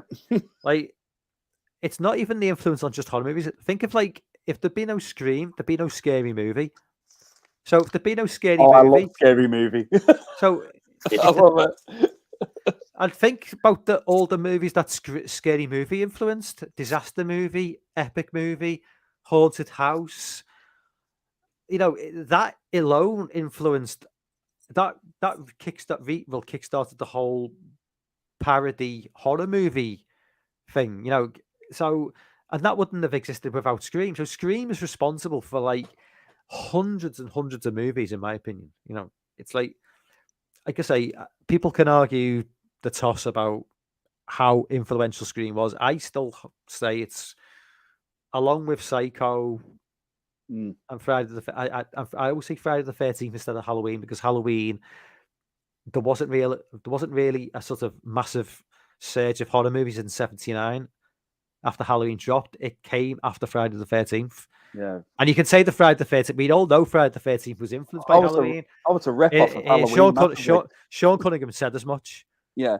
But my point being that the John Carpenter's Halloween didn't really have a massive impact the following year the way the Friday the 13th movie did. In terms of '81 was just, slasher films were everywhere. And they were everywhere because of Friday the 13th, not because of Halloween. Scream is the same. It's like, I Know What You Did Last Summer, Urban Legend, Cherry Falls, Blair Witch Project. Cherry Falls? Jesus Christ, yeah. That was the Brittany Murphy one, wasn't it? Would Blair Witch Project have got any sort of exposure without Scream? Probably not. Massive. Probably not. not. No, you know, it's just like if we carried on with that sort of, you know, just desolate wasteland of horror movies and up until the late '90s into '99, can you imagine like pitching Blair Witch Project to anybody and saying, "You're going to put this on the big screen"? They'd be like, "Yeah, a horror movie? What, shot on a camcorder for like $30,000? Yeah, no, you know." But like that, they were all, by this point, horror movies were the in thing, and that. I think also the thing as well, I should have mentioned when I was talking about Blair Witch, and I've only just remembered it now with you talking about it, Mike, was the fact that I remember near at the time it was being released, there was a lot of horror directors and stuff were actually championing this movie as well. Like you were hearing about, like Stephen King really bigged it up. I remember that. I also remember like the likes of Wes Craven even saying like, you need to check out the Blair Witch, which obviously gave it more exposure then. Yeah. You know, we're being a horror fan, because when you're listening to these people that, you know, have done some of your favorite horror movies, you're like, well, they're not going to turn around and tell me that they love this if they don't mean it. There's no reason for them to do that. So, you know, yeah. But I completely agree with you with Scream, mate. Chris, number one is Army of Darkness. If you disagree, you probably eat paint chips. So, I wouldn't disagree with you, mate, but I had to put her at number 9. Yeah. I could have very easily added it as number 1. I'm not going to lie. That's how much I love that movie. So, like I say, you're number 1. Number 1, and yeah, I went back on forth, you know, with this one a bunch of times. It was kind of a tough choice to make, but in the end, I think, even though I will just say I was dangerously really close to making it Event Horizon, and I do love that movie. But I guess that gets sort of an honorable mention, or number 1, part 2, whatever. But no, my number 1 is The Sixth Sense. Yeah. Okay. I was. And I mean, I know that Shyamalan's kind of like, turned himself into a punchline for a while there. And even The Sixth Sense, has at this point been sort of like memed to death and all that, Yeah. and gift to death. So I think it's easy to forget, like, what a powerful experience it was back when it first came out. And that was, like, when I think about it, probably the most, like, emotionally, the most powerful experience that I had with a horror movie in the 90s. Like, it scared me, yes, and it had a lot of effective, memorable imagery, but I was actually like, I felt drawn into the story in a way that was very sort of like, yeah, profound, at least at the time. Like, that was one of my first experiences really feeling engrossed. That, like, I wasn't just like scared or uncomfortable because of an image. It was because of like that enveloping feeling. And it took a lot of chances. For the time, I liked the way that it finally sort of solves some of the issues he's having with the ghost. But he finally just he talks to them. Like, it's the most simple goddamn thing in the world, and almost no character in a horror movie ever does that. Like, they're always just like screaming and running, but he actually tries to talk to the ghost at one point, and big surprise, it actually kind of works. And then Great twist as well. Oh yeah, at the end, absolutely. Like, I mean, like finding out you've been dead this whole time. Like, if that's not horrifying, I don't know what is, right? I didn't see it coming. I watched it in the cinema. I didn't even know. Like, again, this is before the internet, really. So yeah, it was so well done. Like, I think we spoke about this before, Mike, on the stream, haven't we? When we spoke about Shyamalan a little bit. Like, I respect The Sixth Sense. I liked it when it came out. It's not one of my favorites of his. But I do respect it. It definitely got his name on the map. There was absolutely no doubt about that. And I completely understand why it's loved by so many people. I get it. But my favorite of Shyamalan's is Unbreakable. Is my favorite. Personally. Unbreakable's awesome too. Yeah, I absolutely love it. But I do respect The Sixth Sense. Like, I don't love it like the same as what a lot of other people do. But I massively respect that movie and for what it did. There's certain scenes in Sixth Sense though, where just the scene with it's so well shot. The scene where she's bringing the soup to the daughter. You know, they've got the wake, and he turns up and he puts the VHS tape in, and then they're all sat around watching it, and it exposes the mother poisoning the daughter. And the scene towards the end, obviously with Haley Joel Osment, with Toni Collette, you know, but the cars are backed up, and they have that monologue going. Like, if you're not getting teary eyed in that scene, then you're not human. You know, and I will say this as well: that young kid Haley, when he was a child, he is so good in that movie. Yeah, so good, man. And like I say, man, I'm not a massive fan of Bruce Willis. I've got to be honest, I'm not. But he is even perfect in that movie. Like, he's trying. It was before, like, he couldn't give a shit in his movies now. Yeah, I was gonna say, yeah. But if you go back then, like, he is so good in that film. But everything about his performance that makes him great in that movie, everything is so subtle. It is, yeah, very subtle. Very subtle, and it works perfectly. And yeah, I've got a lot of respect for The Sixth Sense. I really do. But like I say, I prefer Unbreakable. I just think Unbreakable is close to perfection as a movie. Yeah. Well, I mean, Unbreakable is still probably one of the smartest comic book movies that's ever been made. But because it doesn't have any actual comic book characters in it, it never comes up in the discussion. I mean, that's a whole other thing. I don't want to go off on too much of a tangent, but you know what I mean. Yeah. Oh, no, I completely understand. Completely get it. Yeah, because the ending for that movie as well just absolutely, like, blew me away. You know what I mean? I was that was brilliant. Right. Yeah. What did you think about when you watched the end? Did you know when you watched Split, the final scene in the diner? Did you know what was coming? No, I didn't. No. It was only when I started hearing a little bit of the music as it was. Yeah, the score. You hear the score from Unbreakable. Yeah, I recognized the score, and I was like, "Hang on a minute, what?" And then as soon as I seen Bruce Willis, I just went, "Well, this is just." I enjoyed Split anyway, regardless. Yeah, me too. Glass is fucking terrible. It was such a letdown. It was. That was a bit of a disappointment. Yeah. But when I saw Bruce Willis on that bit, and then it was linked to Unbreakable, I was just like, I think I was in the cinema. I was freaking out. I was like, yeah! I was like, get in there. And then I was so excited for Glass. It was one of my Mhm. most anticipated movies of that year. And it was one of the biggest letdowns I've ever had in my life. Yeah, it was bad.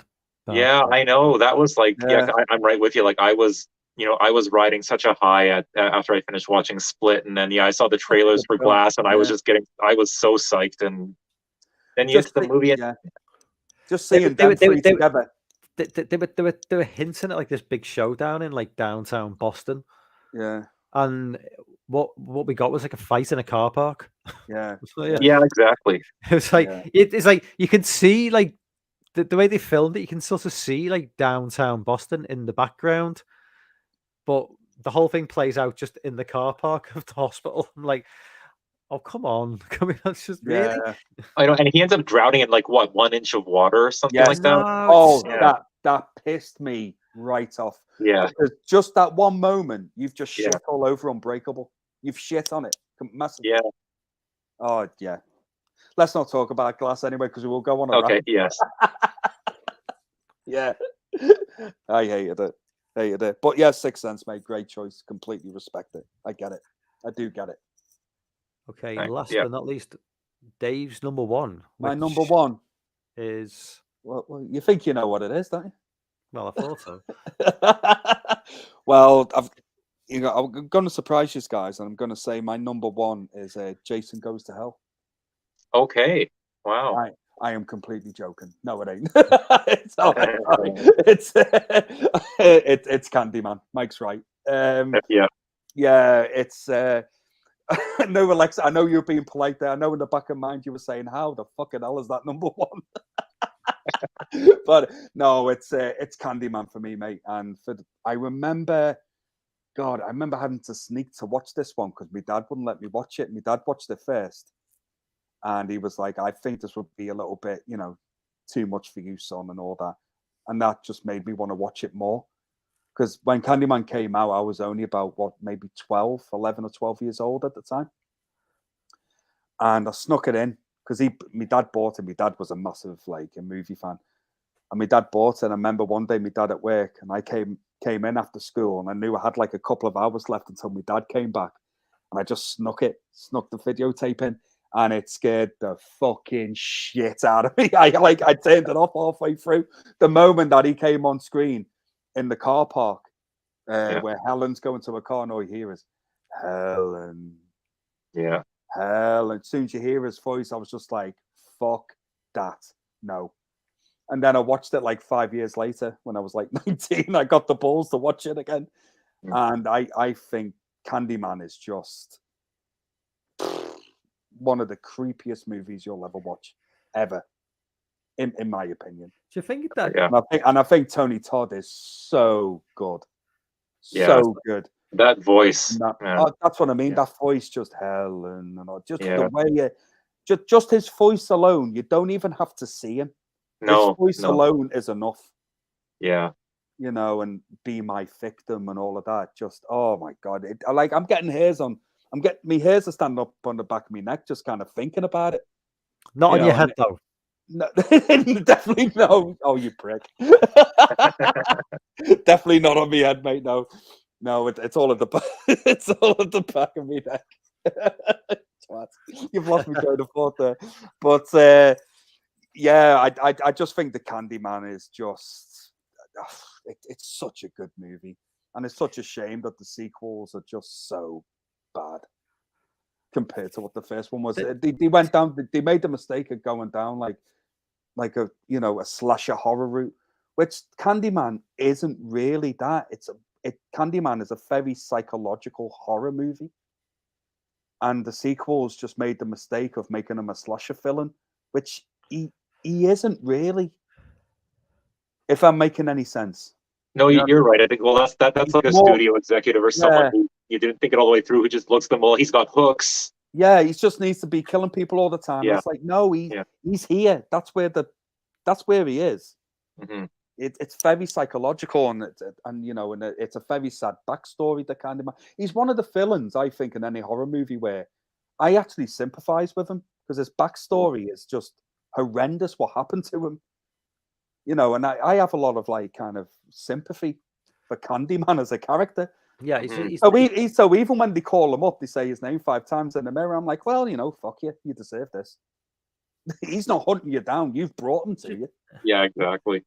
Yeah. The thing about Candyman as well. Yeah. Well, is most horror movies they kind of like got this like suburban setting or like college. Yeah. This is like urban as it gets, and it's like decaying urban landscape of like I think it's Chicago, isn't it? Yeah. And it's just like Originally it was set in Liverpool. I know, because it's Clive Barker, Clive isn't it? Barker, yeah. Obviously it got moved, obviously, but I mean, you're not used to seeing that in slasher films. Generally, it's usually like this like picture perfect. This has got a feel almost of like Haddonfield in Halloween Ends. Yes. Almost like I get what you're saying there. It's like, it's like what happened to like nice, nice quaint backdrops for slasher films. Candyman is the complete opposite of that. It's very much, and that's Candyman. The remake plays into that because Candyman, the remake, obviously, that's gone. It's been gentrified, and it's like and that plays into. I mean, Candyman. I don't know what your thoughts on. What have you seen the remake or the? Yeah, I enjoyed it. It's okay, actually. I've got to be honest with you. I enjoyed it. I think I gave it a 4 out of 5 when I reviewed it. I think. I liked how it was a reboot, but it was also a sequel as well. Like it tied that line, doing the both. It didn't, and I was surprised because I thought it was just a complete reboot. I never realized that it did tie into the original. I did, as I was watching it, I didn't know. So that was a lovely surprise for me that they did have like threads from the original going into this one. And then obviously I thought it was going to be a bit heavy-handed with the politics. It wasn't really. It wasn't really that bad, No. And I must admit, spoilers of no one's seen it, but there's been enough time now. But near the end of the new Candyman one, I love seeing Tony Todd back, even just for that brief moment. I just loved seeing him back. Yeah. As the original Candyman. But I also enjoyed, especially what I liked in the remake, was the lore of Candyman, how it could be anybody. Like it's not just set as one particular. It could, someone else could do it. And I never realized that with the Candyman movies, and we kind of explored that a little bit. And Candyman is obviously like an urban legend in different cities and different settings. Yeah. Which I thought was like quite cool, actually. I was like, so every city could have its own version of a Candyman. I enjoyed it. I thought it was decent. What would our Candyman be, Dave?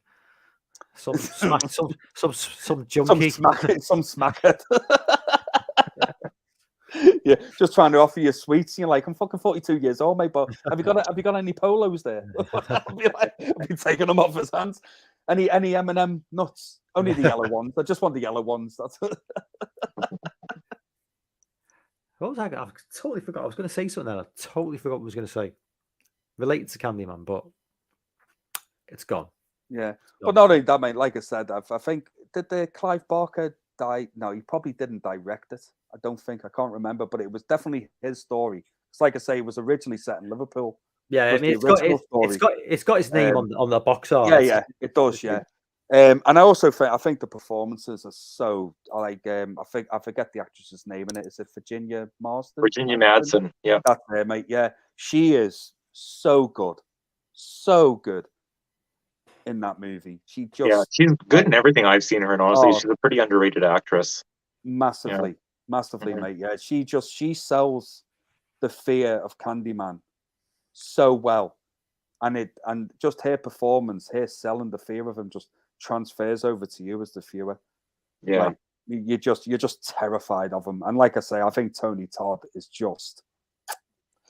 I don't think we could have got anyone else. I mean, it's easier to say that now because you've seen it, but I don't think they could have got anyone else to have been as perfect as what he was. And I was surprised. Do you want to know who originally was close to being cast as Candyman? And you won't believe it. Do tell. Eddie Murphy. Too small. No, I'm not even. I'm not. I believe you. I am not kidding. Apparently, Eddie Murphy was close to being Candyman. And in a weird sort of way, I want to see that movie. Yeah. I Yeah, want him to just see. talking in his drunk dad voice or something the whole time. Yeah. I just want to see Eddie Murphy as Candyman. Who knows? He's not I mean, physically he might imposing enough, have- is he? He's too small for Eddie Murphy, I think. He's not, but he was a much bigger name than Tony Todd at the time. Yeah. Wasn't he? But I'm glad that they obviously went with Tony Todd to do it. But Yeah. could you imagine Eddie Murphy? Like, we could be talking about a completely different movie right now. But Oh, we I could know. or we could also be saying just how good Eddie Murphy was in that. I mean, you never know sometimes, do you? Yeah. Like it's a weird one, but apparently Eddie Murphy was close to being Candyman. And Yeah. I couldn't believe If, that. if he had been Candyman, I have to wonder, does that mean Tony Todd would have been Vampire in Brooklyn? Like, is that what? It probably would have made Vampire in Brooklyn a better movie if Tony Todd was. Honestly, vampire. yes. Yeah. Yeah, it would have been, yeah. Yeah. But What a think, misfire. yeah, Yeah, but I think anyway. Eddie Murphy was going through that phase in the early 90s where he was trying to do something different. Obviously, Vampire in He Brooklyn. did like being Case in Point. Boomerang. That was Yeah. bomb, didn't it? That's bomb. Oh, movie. it was massive, yeah. So it's out, it went out the realms of possibility that potentially that could have been on the table for him to do, which just blows my mind. I don't know if you guys, Tony Wow. Todd was in a TV show for about 4 or 5 years ago called Dead of Summer, and No. it's set in 1989 on a summer camp. So if that doesn't like reel you in, because it's not the greatest TV show of all time, it's really not, but it's got Tony Todd.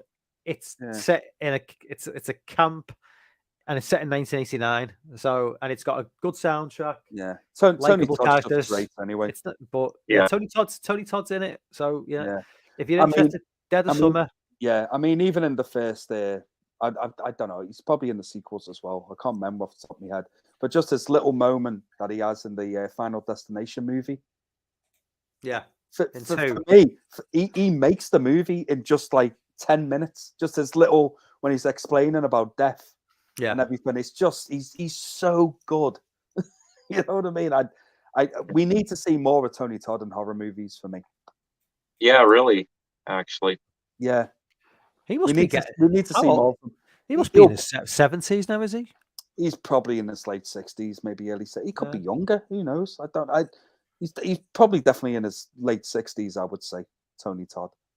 Yeah, that sounds about right. Yeah, it does. I think he was about 30 in his early 30s when he played Candyman in the original. I was going to say, it's not like he was the youngest guy in the world when he played Candyman either. Yeah. He's 68. 68. Yeah, that sounds about right. Yeah, but he needs to get him into more. They need to bring him back, I think, because he just has a certain. He really does have a screen presence, Tony Todd. Oh, absolutely. Yeah, and he does bring like a gravitas to a role as well. Like just like I say about the Final Destination, it was a very small part that could have just any other actor just would have been, just explain the plot and then disappear, and no one would really. It doesn't matter. Tony Todd just brought something just to it. Yeah, that really just kind of he's just perfect in doing that. And he's one of those guys who can play a villain who's threatening without ever raising his voice. You know what I mean? Like he rarely shouts. He's just very calm, very soft spoken, but it's all just malevolent intent. Yeah, absolutely. Just everything is just from the tone of his voice, and he's just so good at doing that. And I'll always pick him up because he follows me on Twitter. I love you, Tony. That's awesome. We need to get you back into movies, mate. He probably does anyway. He's all right, but I think like a younger audience just needs to just realize just how great this guy is, and get him back into mainstream horror movies so this new generation can appreciate his talents massively. Anthony mentions his small role in Hellfest. Hellfest. Yeah, that's a great movie. Yes, great movie. He's the fucking. Oh my God, he's the guy outside welcoming everyone to go into the haunted house bit, isn't it?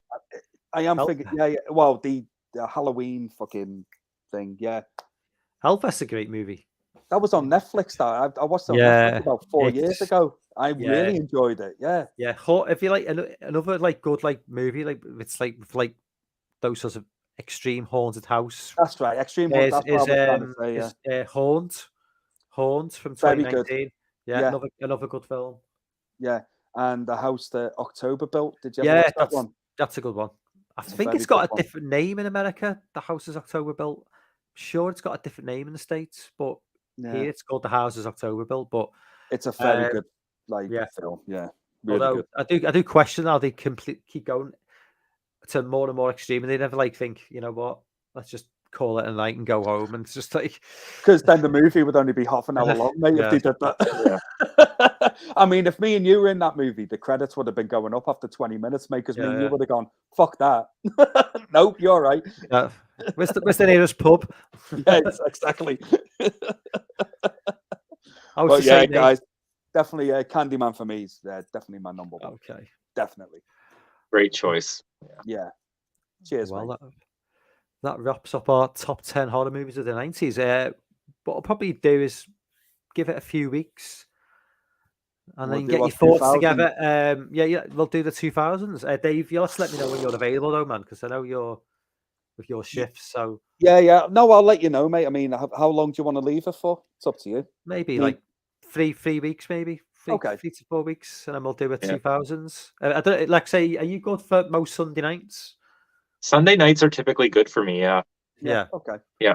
Yeah, I'll sort something out, mate, because Just DM me when you're available. 2000s is do. going to be that'll be an interesting one because that's going to be an even I harder one, I think. think I don't think we'll kind of correlate as much as we have done with the 80s No. and 90s. I think it'll be a lot more raw random movies getting thrown together because I think when it comes to the 2000s, I think we'll all have our own ideas of what. Yeah. You know, I definitely already know Jason X is going to be in there. No, I'm kidding. You know what we should do? We should actually do our worst top 10 80s, 90s. I think that would actually be quite funny. We'd go That back would be and fun. try and pick Yeah. our worst ones and see how many people in the chat just call us twats for going, no, I love that. Yeah, one." exactly. So we'll start wrapping things up now. Dave, do you want to plug your channel, man? Yeah, just everyone, if you haven't already, please head over to Savage Zombie Reviews. I do old, new horror movies. I am going to be starting the Elm Street series this week. So please join me for that. I've already done the Friday the 13th series, and after I finish the Elm Street series, I'll be finishing off with Freddy versus Jason. So please come and join me, and I hope you enjoyed the content. Be nice to see you over there. Head over to Dave's channel if you're not subscribed. I'm sure everybody in the chat here is. Alexei, do you want to plug? If you're not subscribed to Alexei, because I know you've not been on YouTube as long as you're still fairly new. Fairly, yeah. Yeah, so I mean, yeah. if anybody's not subscribed, you do yours. You plug your channel anyway, and I'll put a link in once this is all done and dusted, and then definitely head on over to this guy. Yeah. And this guy. Thank you. Thanks. Yeah, well, and likewise, check these guys out too if you're not subscribed to them already. But yeah, just like you see the name, Alexei Gammer, just search me on YouTube and I'll be there. I cover genre mainly, horror, a little bit of action, some anime sometimes as well. The odd popular film, but that's very random. That's few and far between. Yeah. And I actually do enjoy your channel, mate. It's really cool. Oh, thank you very much. No worries, mate. Yeah, I try to keep it just sort of like pretty lo-fi. I find that it's just I feel more relaxed that way. So that's the way I roll. Yeah. No, it's awesome, guys. Definitely go over and subscribe to him. You won't regret it. It's a great channel. Yeah, if you've seen Dave's reviews, Dave keeps his lo-fi as well. It's like, oh yeah. Yeah, I fumble over my words. I keep all my mistakes in because I can't be as editing it. Basically, I'm too lazy. Yeah. That's why I don't pre-record, because I don't know how to edit anyway. So that's why I just do live streams, because I haven't got the slightest clue how to edit. I don't edit it, mate. I just let it fly. I just think, fuck it. It's all right. Just let it go. Don't matter. I'm way too long in the tooth to know how to edit videos. So I just click start broadcast and just see what happens. So yeah. Well, it is kind of a pain in the ass, so you're probably better off, Mike, honestly. Yeah, that's what I do, mate. Just leave your mistakes in. I find it charming. I find that people enjoy that more. So when I fumble over my words, I just think, fuck it. Just trot along, keep going. Exactly. Yeah. Okay, I'll wrap things up. Everybody was in the chat. This has been fun, man. I've really enjoyed this.